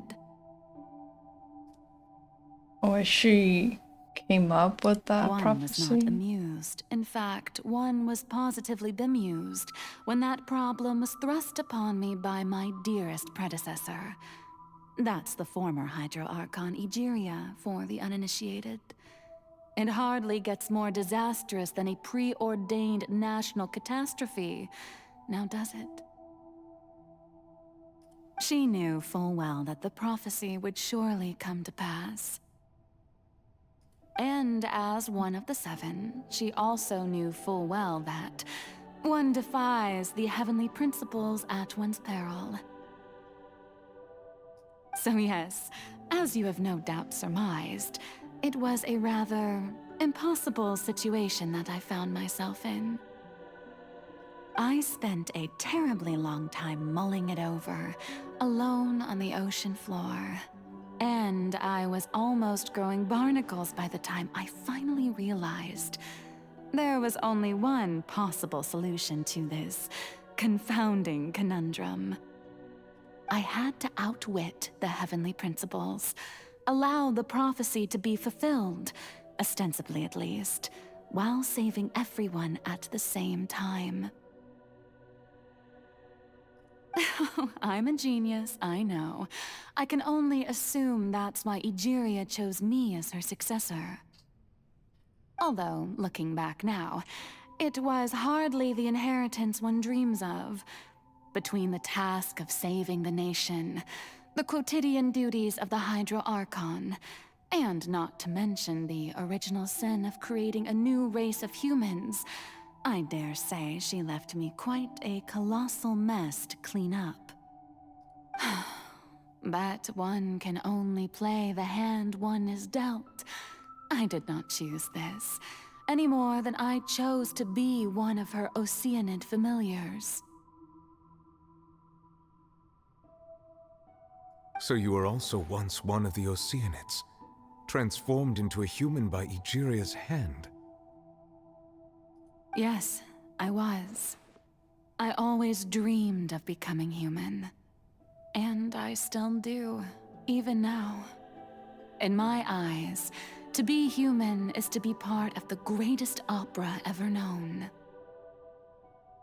After becoming a god, I separated my divinity from my body and spirit, leaving behind only a self that was as naive and bewildered as my past self on her first day as a human being. The me you see before you now is that divinity, and the human counterpart I left behind, I named Farina. She could feel joy, sorrow, and everything in between. She could be as vain and conceited, or as meek and vulnerable as she wished. Wait, so Farina is not like connected or does not know everything that she knows? Okay. Her strengths were of a kind only a human could possess, as were her shortcomings. But in my eyes, Farina's humanity was what made her perfect. She was perfectly human in every way, the person I always wanted to be. Anyway, so then I cursed her. All part of the plan, of course. The plan to deceive the heavenly principles. Wait, so was she hiding on the entire time? Okay. Do you still remember the final scene of the prophecy? The Hydra Archon alone, weeping on her throne. In order that the prophecy might appear fulfilled, I invited Farina to be an actress, to play the part of the Hydro Archon in the prophecy. Under the curse I placed on her, so long as I, Focalor's divinity, continued to exist, she could not die. But nor was she free to live her life in the pursuit of happiness. Instead, she was forced to take the stage in the opera house, to embrace the role of leading lady, to forever play the part of the god from the prophecy, all to create a deceitful appearance of that prophecy coming to pass. I suppose now you probably understand why your court is called the Opera Epiclese. But Farina is only human, isn't she? Even though she has had a long life, her mind is no stronger than that of any other ordinary human being. I cannot begin to fathom what she has had to endure. It must have been torture for her. Yeah, I don't think what she has endured is fair. It has indeed. And although she is, in a sense, me in human form, I most definitely owe her an apology for it. Mm-hmm. It's been 500 years. And all along, she's been playing her part in the most unimaginably long, unbearably lonely, and agonizingly painful opera of all time.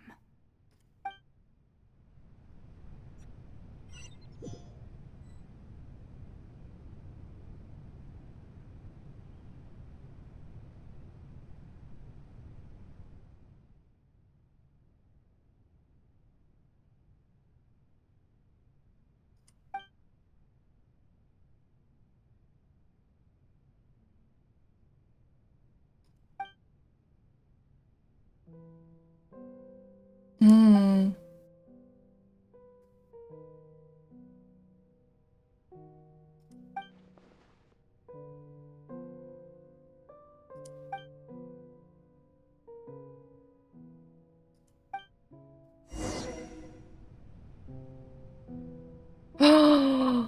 Okay, finally we get to take a break.